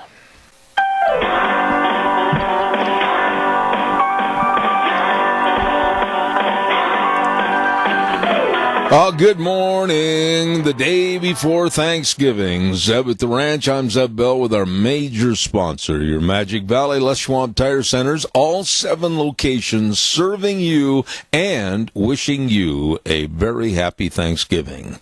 Along with some of our great advertisers like Burley Physical Therapy and Rehabilitation at 1263 Bennett Avenue, Suite 2 in Burley, helping you get back to being you. Wow. Right now, let's go to the phone line. And this is the man that has the answers for financial problems. I think he does a great job. He's one of the main accountants at Phillips Oaks Goodwin Crane and Company. Lyden Crane, happy Thanksgiving. How are you? Doing well. Happy Thanksgiving to you and Deanne. It's going to be a good one this year. Well, I just absolutely think the world of you and your family, and I appreciate your coming back on the program and visiting with us a little bit. You know, we're looking at 1 more month to go in this year, 2018. What is so important about businesses and farmers and ranchers and everybody making sure that their books are up to order before the end of the year? Great question. It's always helpful for them and for their financial advisors, whether it's us as their CPAs or their investment broker, to kind of get an idea of where you're at for the year. And I know there's times when maybe you don't really want to know where you're at, especially when you've got ups and downs in the farming and ranching industries. But keeping those records up to date just makes it easier for you and for us as far as planning and figuring out where we're going to be once it comes tax time this spring. Okay, so what would you tell people? Let's kind of start from scratch here a little bit. I know that I'm the world's worst at this. As far as keeping kind of a daily log or keeping track of expenses or maybe something changing in your business during the course of the year and not waiting till the end of the year. Give us kind of what we should do or shouldn't do. Well, I know we've talked before about having kind of a process in place for capturing everything, and most businesses do that. I think it's kind of sticking to and maintaining that system so that you're reconciling your bank accounts, reconciling your credit card accounts. Toward the end of the year, a lot of us might have loan payments that we've got coming up, where we've got to get into the bank or get into the title company and make those payments. And so it's a good time to kind of review your balance sheet, look at your different financial assets and the liabilities you have, and keep all of your records up to date on that. From kind of an expense and profit side, it's also a good time to look at what do you expect your income to be for the next couple of months, and is there any expenses that you might need to get paid before the end of the year to help, or if you're not really hurting from the income side, you might even be able to hold a couple of checks that you would normally send out before the end of the year and push them into next year. So there's lots of different things that you can do there, but again, if you don't really know where you're at, that's going to be kind of a hard decision to make. You mentioned credit cards, and I've got to say this. Unfortunately, there were many, many years that I lived and died with a credit card. I mean, as far as paying it for plane fares and motels, rental cars, petroleum products, all of this. And boy, you can run up a big, big deficit in a hurry. And then you said just a little bit ago, by trying to curtail some of the costs on credit cards, or at least try to minimize them. But here we are in the Christmas season, and a lot of people really can't do anything or shop without that credit card. Yeah, and I would be lying if I said that I don't use them personally myself as well. I found that they can be good tools because it is very easy and quick credit. But I think the important thing there is to try to keep them paid off as currently as possible, and by that I mean you're typically paying it off within a month or two, so that the interest doesn't have a chance to build up on you. And a credit card, it's because of the ease of the credit, they charge much higher interest rates. And recently I was looking at a set of credit cards with a client of mine, and I've actually found that some of the local banks, like D.L. Evans or Idaho Central Credit Union, will offer credit cards that really are a lot cheaper than some of the national brands that you might see, like Bank of America or Wells Fargo. So if, shopping locally might actually do you some good on that, to where you could get a lower interest rate, and, if you do have to carry a balance, at least you're not paying as much. And another option that I found, too, is if you can find other sources of credit to maybe pay some of those old credit cards off to reduce your payments and the interest expense, that can be beneficial, too. And what I mean by that is pieces of property or vehicles, other assets that you own can often be used as collateral on loans from banks. For example, a home equity line. If you've got a decent amount of equity in your home and you've got some old credit cards that you haven't paid off, it might be wise to go take out a line of credit on your home and pay off those credit cards, because a typical HELOC loan right now is only running between maybe 6 to 8%, and most of the credit cards are well over 10%. Well, you talk about the credit cards and the rate of interest. What is the highest interest rate that they can charge right now, whether it's a big brand name credit card or not? Tell us, what is the ceiling, or do they set their ceiling? There are some rules on that. I don't know what they are, though. I've seen things as high as 20 to 25%. Oh my! On a credit card. They have to disclose that. Every year the credit card company will send you a letter to disclose what they're charging you. It's required by law. If you're talking about even a more quick credit, such as like an Easy Pawn or one of the fast money places you'll see that going down Main Street of any town here in America, those places I've seen as much as 30 to 35% in interest, that's just crushing. If you try to make the minimum payments, you'll never pay it off. But those can be very high. But again, I believe they're required now to disclose what that is, and so it's just important to look at that. And then, if it's possible, if you have other assets that can be used as collateral, to get a loan on one of those and pay off some of those higher interest rates. You know, Leiden, it wasn't that many days ago. My wife and I were doing some errands and picking things up for the ranch that we needed, etc. And we stopped in to a drive-in to get a sandwich, and we were right behind some folks that went in there, and they paid for, and the total bill was $11 and some odd cents, 74 cents, and they paid for it with a credit card. And I thought, wow, at 21% interest or 18% interest to pay for an $11 lunch with a credit card, that's insane. Well, it can be if they're carrying a balance. If they pay it all off in the first month, then there's no interest charges on it. It's just like using a debit card, so as good as cash.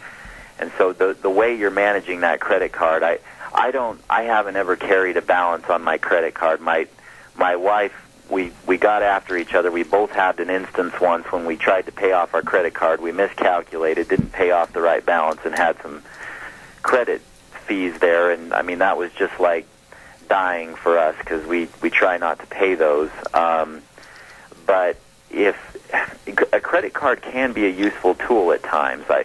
There's certain cards, especially for those who have to do a lot of traveling, that will offer rewards, such as, kickback cash or mileage. When I worked as an auditor up in Oregon, I had an Alaska Airlines credit card that we were able to take several trips, me and my wife, that we wouldn't have otherwise been able to do. But if you use it correctly, it can be a great tool.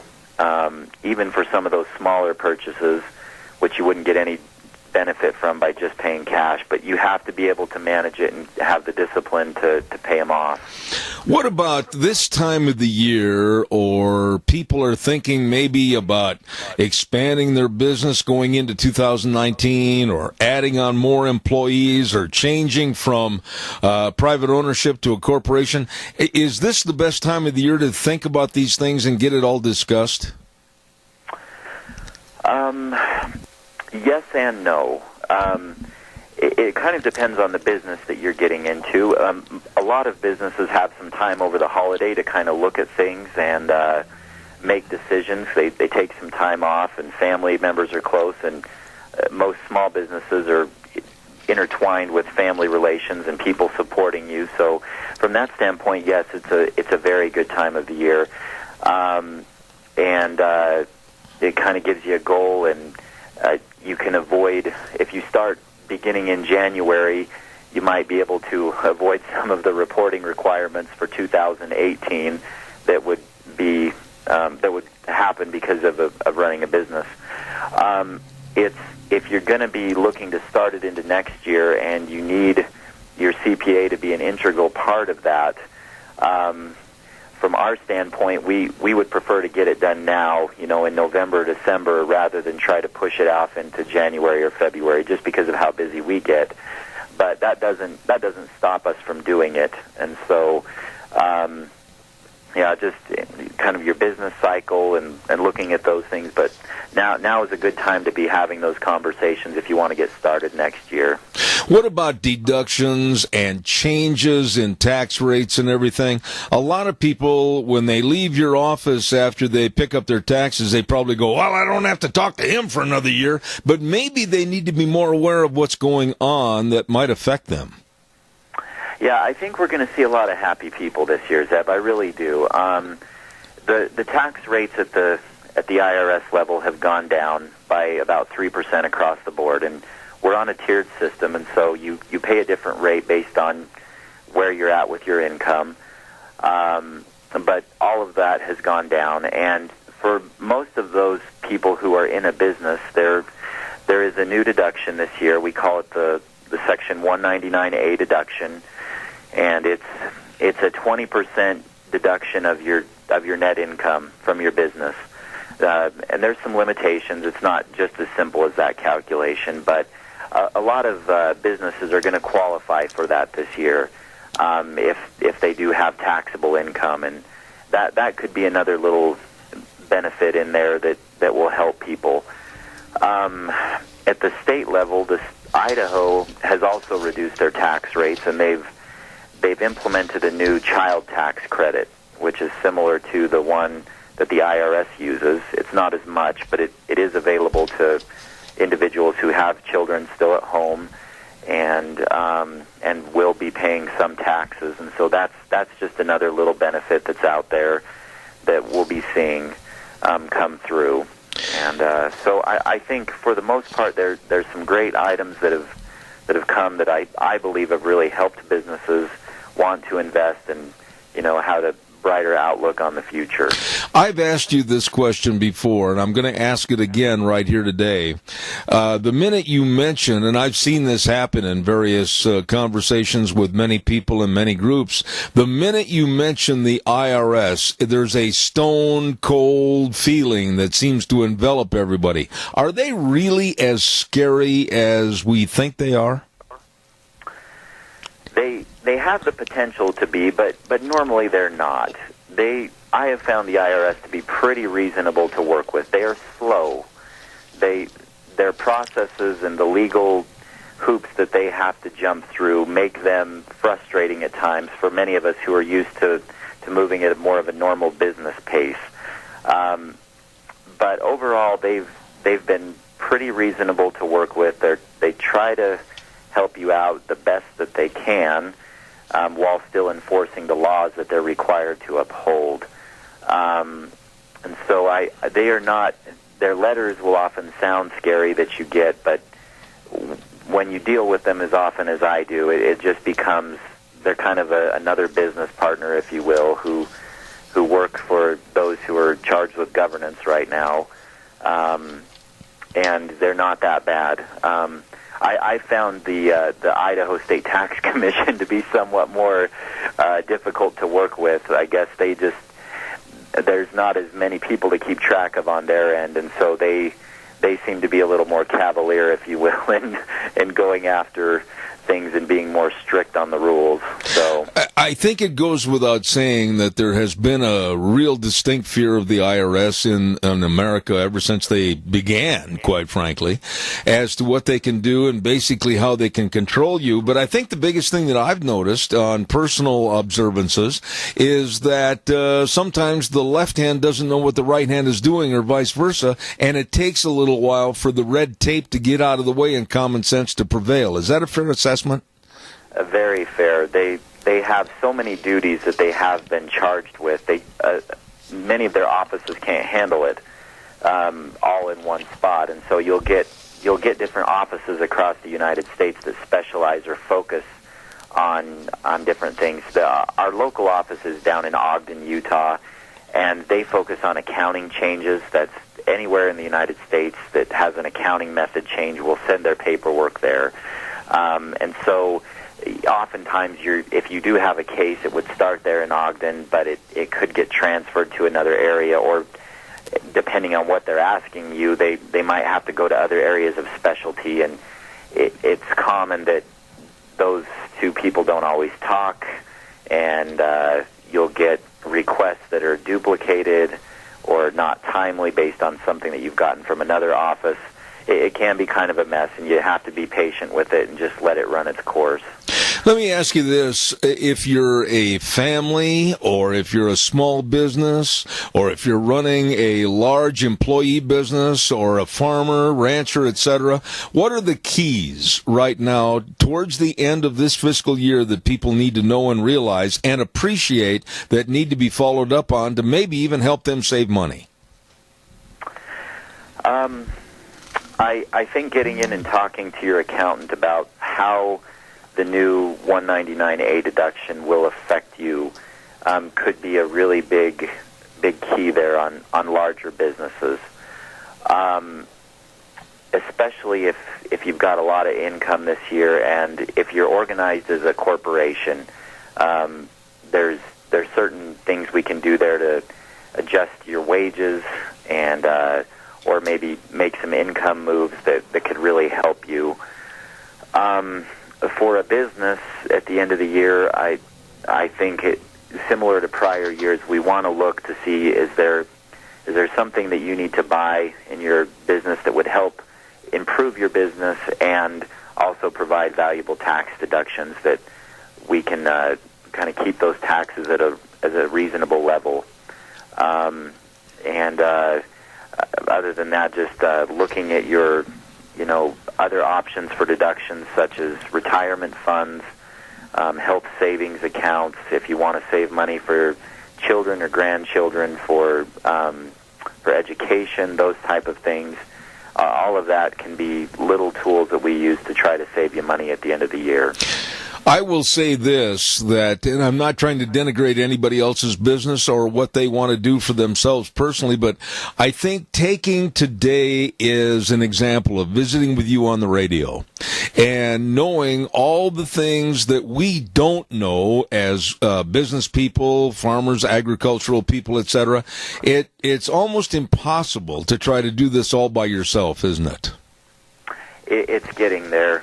Yeah, it really is. And we try to help everybody understand this. It is a complex subject. Again, it's something I have to study every year to try to keep up on.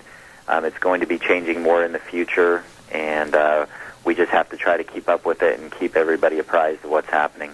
Let me ask you this, and it's a political question. Maybe you don't want to answer this, but were there favorable changes that you as an accountant see for the people tax-wise this year, much more so than there were during the Obama administration?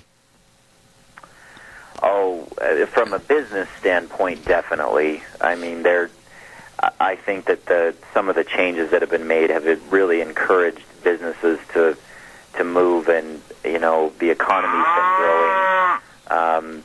That's been good. One of the things that I'm looking forward to the most next year will be that the Affordable Care Act penalties will be going away. There will be no penalty for not having health insurance in 2019, and I know we've discussed that before, you and I, Zeb. I just almost want to cry once or twice each year when somebody comes in and gets a large penalty because of the health insurance. Last year I had one that was over $6,000 for a gentleman who that was half of his wages. I wanted to wrap my arms around him and give him a hug and like, it's going to be all right. But it was awful. And once those go away, I will be really happy. It'll just make my job easier. We have a caller with a question, and I've only got a couple of minutes left. Caller, go ahead, please. Quickly, you're on the air. Yes. Hi, Leiden. Hello. Income from the government, in other words, we have Social Security, that's not taxable. What about I don't know exactly how to explain it, but it's a check from the government for a disability. Is that taxable? Typically, disability payments are not taxable, and it doesn't have to be included in your income. Social Security is a taxable item, but it starts out being taxed at 0% and works up to 85% based on your income. So if your income is low enough, you don't have to pay anything on the Social Security, but as your income goes up, it does become taxable a little bit at a time. So basically, the old adage. Let me just jump in and say the old adage, they're going to get you one way or the other, really comes to fruition, doesn't it? Yes. Yeah. What? And the other thing that I don't know you have the answer to, but what is the average income for the state of Idaho? Oh, I've heard that number before, but I would just be guessing based on my memory. I want to say it's somewhere between about $35,000 to $45,000 a year on average per household. Mm-hmm. But I know Idaho still has a very good economic environment. There, somewhere along the line, I heard we have more millionaires per capita than any other state in the country. So it's kind of a. I don't know if I would go off of that $45,000 to $35,000 number is, just a good average, but the ability to make more is definitely out there. I've got to jump in here and get ready for a break at the bottom of the hour. Thank you, caller, and I hope who's ever sneezing that they stop and they feel better. So, God bless and happy. Bye-bye. All right, take care. Leiden, thank you for being on our program this morning. Phillips, Oaks, Goodwin, Crane and Company. The Crane is Leiden Crane, and we appreciate you being on the air, and happy Thanksgiving to you and your family. Thank you. Happy Thanksgiving to you, all of you, and your staff as well. Have a great one. Take care, Leiden. Thank you very much. A really great guy right there, Leiden Crane, and feel very fortunate to have him on the program. And whoever was sneezing, I sure hope you're feeling better. This old cold is going around. We're going to take a little break and send it back over to our main studios. I'm still chuckling. I can't help it. And then when we come back in the next half hour, call us and tell us about your favorite part of Thanksgiving. Your family getting together, or maybe the travels, maybe, of course, the dinner itself. I'd like to hear what you have to say. Bring back some memories of Thanksgiving. So right now, we'll send it over to Wheels and be back in about 3 minutes. And now, back to Zeb at the Ranch on AM 1230 KBAR. To reach Zeb, call 436-2244 or toll free 1-866-927-4587. And now, here is Zeb Bell. Oh, thank you very much and welcome back. And I want to remind you again, a great big Black Friday and Saturday sale going on at Redder Showcase, 2611 Overland in Burley this weekend. Yup, big Black Friday sale. And it's going to be the 2 big days, and they're going to have all kinds of items on sale. Whirlpool, Maytag, Speed Queen, Tempur-Pedic, Stanton Furniture, all of this and more. 12 months, same as cash on approved credit. 2 great big days for these special deals, Friday and Saturday at Redder Showcase, 2611 Overland in Burley. Well, we got it back here a little earlier than we expected, but that's okay. We want you to give us a call right now and share with us your favorite part of Thanksgiving. I know we do this every year, and some people say, oh, that's kind of corny and everything. I don't mind. I enjoy it. Is it the meal? Is it a certain part of the meal? Is it the family getting together? Have you got some interesting circumstances about maybe family members coming from a long way away? Or is it something to do with, the way you celebrate Thanksgiving? I'd like to hear. So share it with me right now. Give me a call at 436-2244, 1-866-927-4587. Caller, thank you. You're on the air. My favorite part is early in the morning, my wife and I getting up while everybody else is still in bed and starting to make the stuffing. Oh, boy. And just the smells that it creates all through the house. That's it. You've hit a chord with me because it takes me all the way back to my parents back in Wisconsin, my mom getting up early in the morning, and all the aromas of the turkey and the dressing, and I can't forget the baking of the pecan and the peach and the pumpkin pies. Woo, baby, that's something to remember. Oh, I know. That's where I got it from. I'm going to carry on the tradition. There you go. Thank you, and happy Thanksgiving to you. To you too, Zeb. Thank you. Caller, good morning. You're on the air. What's your favorite part? Good morning, Zeb. We do our Thanksgiving dinner on Wednesday night because when our kids were little, we used to go snowmobiling on Thursday and take the leftovers, and then when they got married, it worked out good for them because they could go to their in-laws on Thursday. So tonight we're having 30 for dinner, and, getting all of the kids and the grandkids together is so awesome. And we have this thank you book that we have each of them put their little comments in there of what they're thankful for. And, it's just a very, very special evening for us. Well, holy smokes, wait a minute, stop. 30 people are going to be in your home tonight, and I assume you're doing most of the cooking. Hasn't there been a time or a year where you wanted to take that apron, throw it up in the air, and run like heck out of Dodge City? Well, do I dare admit that one? Be honest. Well, I have such good kids. Our kids and their spouses are just so good to help, and so everybody's bringing a little something tonight for dinner. And I've got the turkey cooking, and our daughter has a ham cooking, and she's already done the pies, and she's tried to make it as simple for me. And all of the rest of the daughter-in-laws have been bringing things also.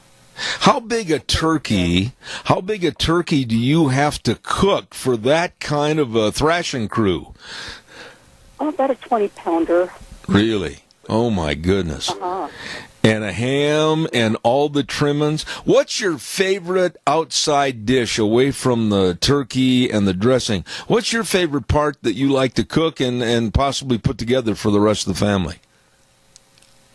Oh, my goodness.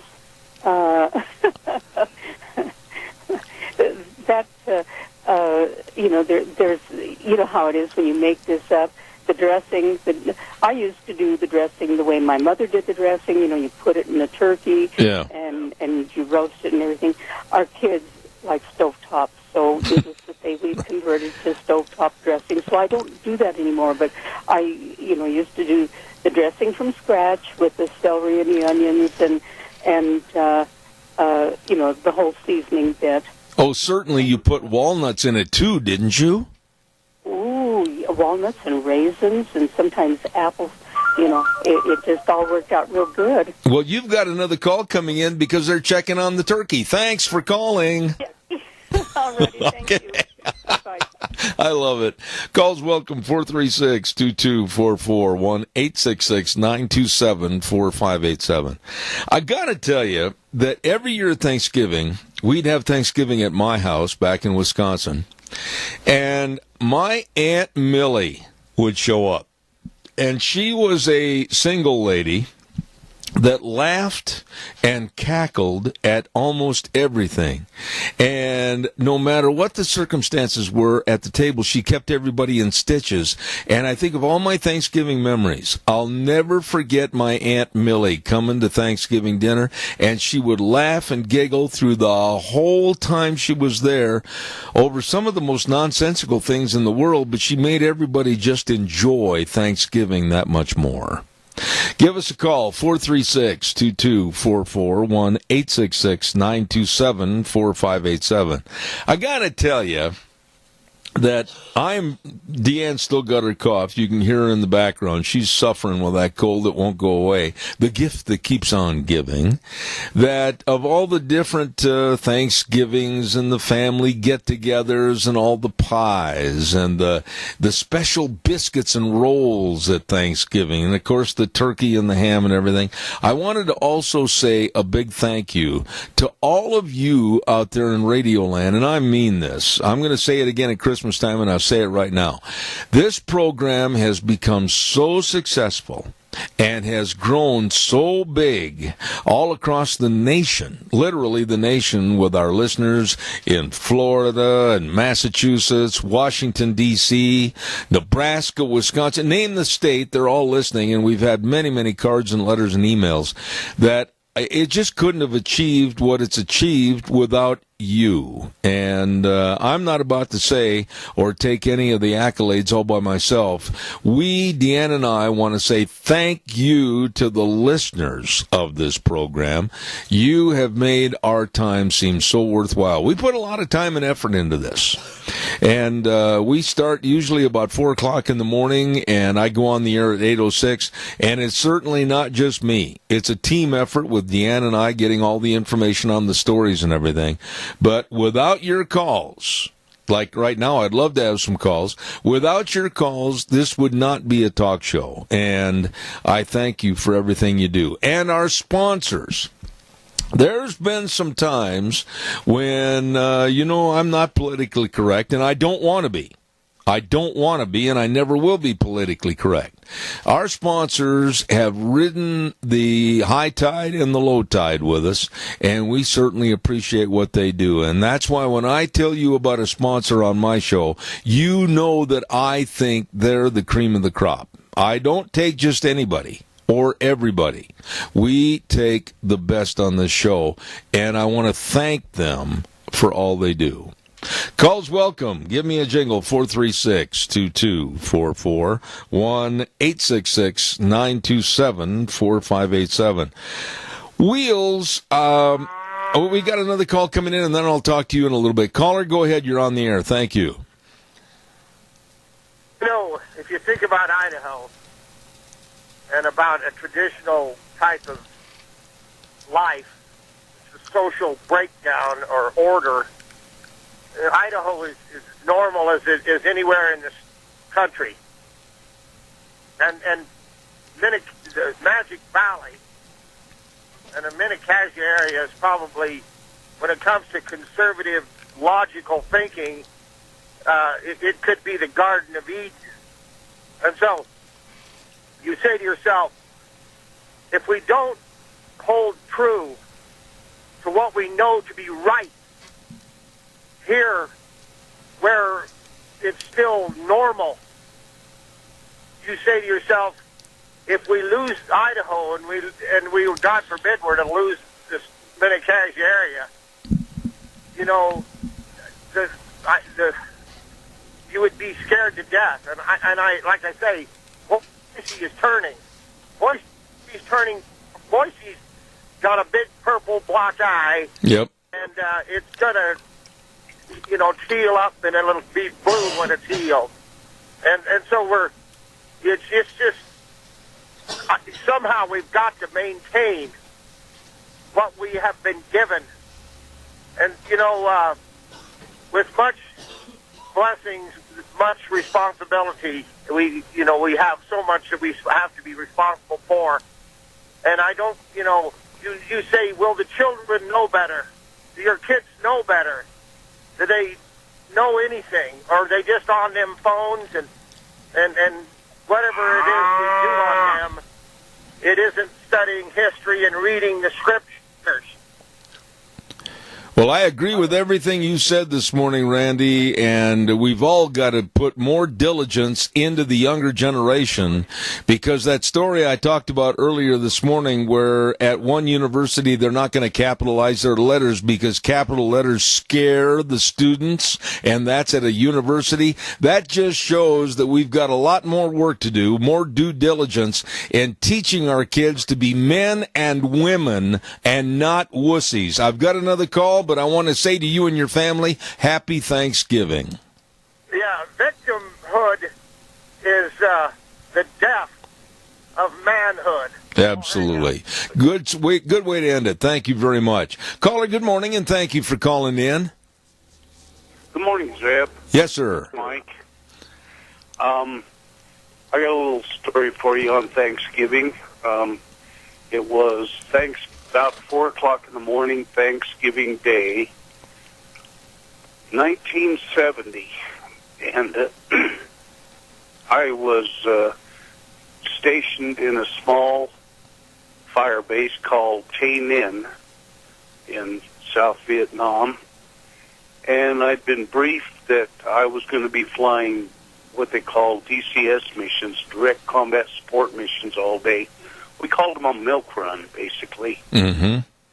And where I was going to be flying, they had these big green containers that were insulated that you flew out into the jungle to the troops, and they were loaded with turkey and dressing and mashed potatoes and all of the trimmings and everything for the guys out in the jungle. Wow. And I flew DCS missions all day long where you're not flying assault missions directly on the enemy. Mm-hmm. And we got back that night. It was just before dark, and we landed and fueled up my helicopter and started cleaning things up a little bit. And the company commander pulled up in a Jeep, and he said, Campbell, we've got another mission for you. And we were all really looking forward to going back to the big mess tent and having turkey and everything and all the trimmings. And those guys, I'll tell you, those cooks, they were just phenomenal people. They worked from well before sunup till well after sundown and beyond. Anyway, we were normal soldiers. We were grumpy, and I'm not going to get any Thanksgiving. They're going to be closed and blah, blah, blah. So we hopped in the helicopter, and we'd been told we were going to be flying into some pretty heavy stuff. And they had wounded. They needed to get out of the jungle. Make a long story short, we got there, and it was a horrendous firefight. And tracers flying everywhere. And, of course, you don't use your position lights or your landing light, or you're going to get shot up pretty bad. Right. And a guy guided me into the little hole in the jungle with a flashlight, and we landed, and we got all of the wounded aboard, and we got them flown back to it was called the 2nd Field Forces Vac Hospital, and got all the wounded and the medic off and things, and flew back to Tay Ninh and fueled up again, and got the helicopter all shut down and ready to go for the night. The company commander pulled up again and loaded us all in the Jeep and took us back to the company area and unloaded us in front of the mess tent. And we went in, and they had a big cooler full of ice-cold beer, and that's something you never saw. And a turkey, stuffing, everything. And we just for us, just for my crew. And I realized at that point how blessed I was to be an American, and how thankful I was to have all of my men, excuse me, and what it really meant to be thankful. Mike, on this program... That's my story. Well, I got to tell you something, Mike. On this program, don't ever apologize for anything or any emotion. Believe me, I have so much respect for you and all others that were willing and able to provide their ultimate for service to this country and their fellow man. And I say to you, my dear friend, God bless and happy Thanksgiving. I've got to do a commercial break, but I want to tell you how much I appreciate that story, and I wish you the very best. Thank you so much. Okay, buddy. Thanks. Thank you. That was from the heart, folks. That was from the heart. Calls will be welcome, 436-2244, 1-866-927-4587. Don't forget Scarrows Meats. Whew, I'm going to have a hard time getting through here. Hold on. Scarrows Meats, 331 North Road, Jerome. The number to call, 324-7657, or you can go to their website, ScarrowsMeats.com. Absolutely the most delicious meats. All the pork ribs and the tri-tips and the beef, pork, and chicken packages, the buckboard bacon and the bratwurst, all of this and so much more. They really care and put out just an absolute first-class product. Scarrow's Meats in Jerome. Number again, 324-7657. Right now, here's Gina with the weather. Today's going to be a fairly decent day, but as we head on into Thanksgiving and the day after, things are going to change. Here's a look at your weather forecast for Zev at the Ranch. We are expecting increasing clouds today, a little bit on the breezy side, and a high of 52. Tonight, 40% chance of snow showers, especially in the midnight hours, expecting a low of 35. For tomorrow, looks like rain showers likely, mostly before noon. Cloudy skies, expecting a high of 38 as we move on into the evening hours. Maybe some snow and or rain showers in the forecast, and winds could gust as high as 25 miles an hour. By tomorrow night, chance of rain showers before midnight, then rain and snow likely after midnight, mostly cloudy skies. Chance of accumulation of about 60%. Low of 34 by Friday. Rain showers, high of 46. Saturday, 20% chance of rain and or snow in the morning and partly sunny skies, high of 37 by Sunday. Partly sunny and 36. That's a look at your weather forecast for Zev at the Ranch. Thank you, Gina, and brought to everybody this hour by Scarrow's Meats, 331 North Road, Jerome, and the telephone number again, 324-7657.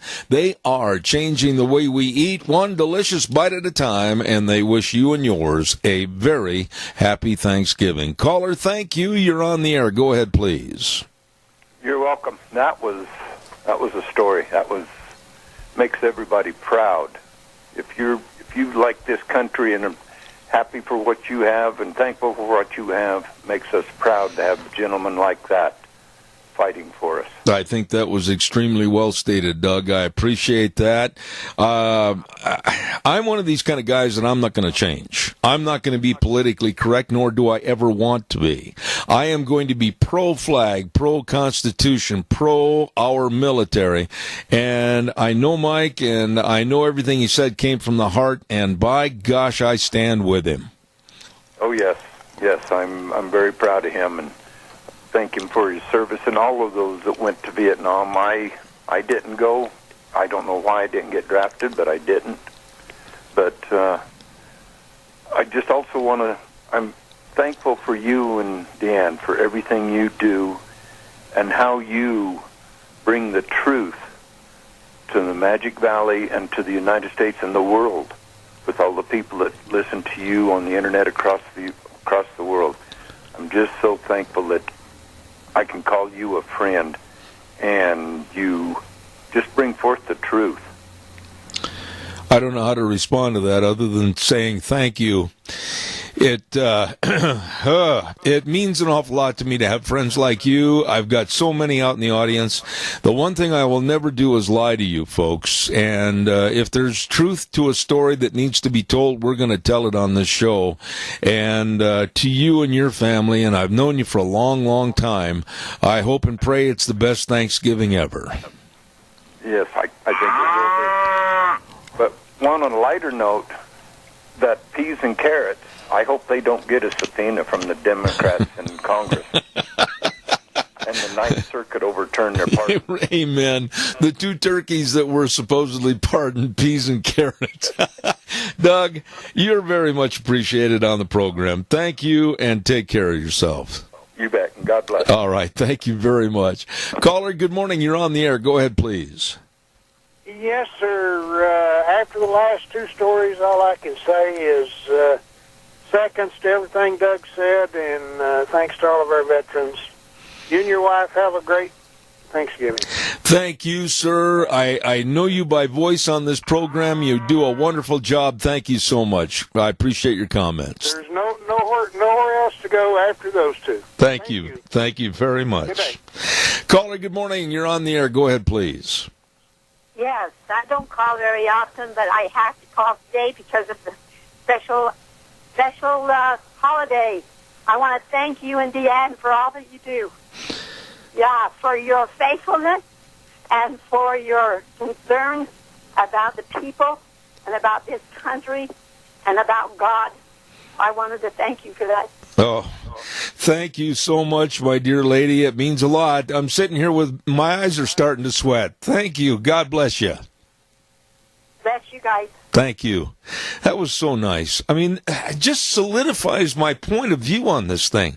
I was talking to my aunt back in Wisconsin the other day, and I said, I wouldn't want to have a radio program based out of anywhere else in the country because the people here are just so sincere and so nice. Caller, good morning. You're on the air. Zeb, we lost one of our good men last week in a terrible accident. 28 years old, Corbin Bowers. Yes. He grew up with my son. And he never cared about anything but what was right. And he had some struggles here and there, but all he cared about was what was doing right. He didn't care about nothing else. He had no vanity. And his poor wife, she's pregnant, and they have a young son. We went to the funeral Saturday, and the place was packed. And, he'd been coming to my house forever. And he was a mountain of a man, and he had a heart the size of the West. And it was such a tragedy. And you felt terrible. And I just wanted to say that because when we lose a good one, we need them here on Earth right now because things are so, we need all the good people we can keep. Let's just put it that way. Well, there's one way. There's another way to look at it, Randy. Be thankful on this Thanksgiving for the time and the memories that were provided. Thank you, my dear friend. You bet. Bye. God bless. Don't forget your Magic Valley. I'm having a hard time, man, in this program. Don't forget your Magic Valley Les Schwab Tire Centers. All 7 locations serving you. And service is the key word. Don't forget they've got all the tires for the cars, pickups, SUVs. They've got all the different tread designs. They've got all the different sizes. You stop in and see them today. And if you're leaving for a road trip, all the more reason to stop in and let them help you. The very best in brake service, front end alignment, shocks and struts, batteries, very important. They have the best. All 7 locations of your Magic Valley Les Schwab Tire Centers. Lane and Rupert, Dave on Blue Lakes and Twin, Mike and Buell, Mike and Jerome, the Twist family in Paul, Daniel on Poline in Twin Falls, and Randy on Overland in Burley. Nobody better than your Magic Valley Les Schwab Tire Centers, and they wish you and your family a very happy Thanksgiving. Wow. Please be careful. Please be careful if you're driving someplace to celebrate Thanksgiving. Watch you all back here next Monday as we'll start another week, the last week of the month of November, as a matter of fact. And then we'll start gearing our thoughts towards Christmas. But please have a very happy Thanksgiving. Cherish the memories with your family. And we'll be back here next Monday at 8:06. We'll ride the horse for 3 hours. And, of course, we always end the program right here on KBAR, 1230 a.m., and then streaming live all over the universe on ZebBell.com. The way things were are the way things ought to be. And remember, the world needs more cowboys. God bless you. Happy Thanksgiving.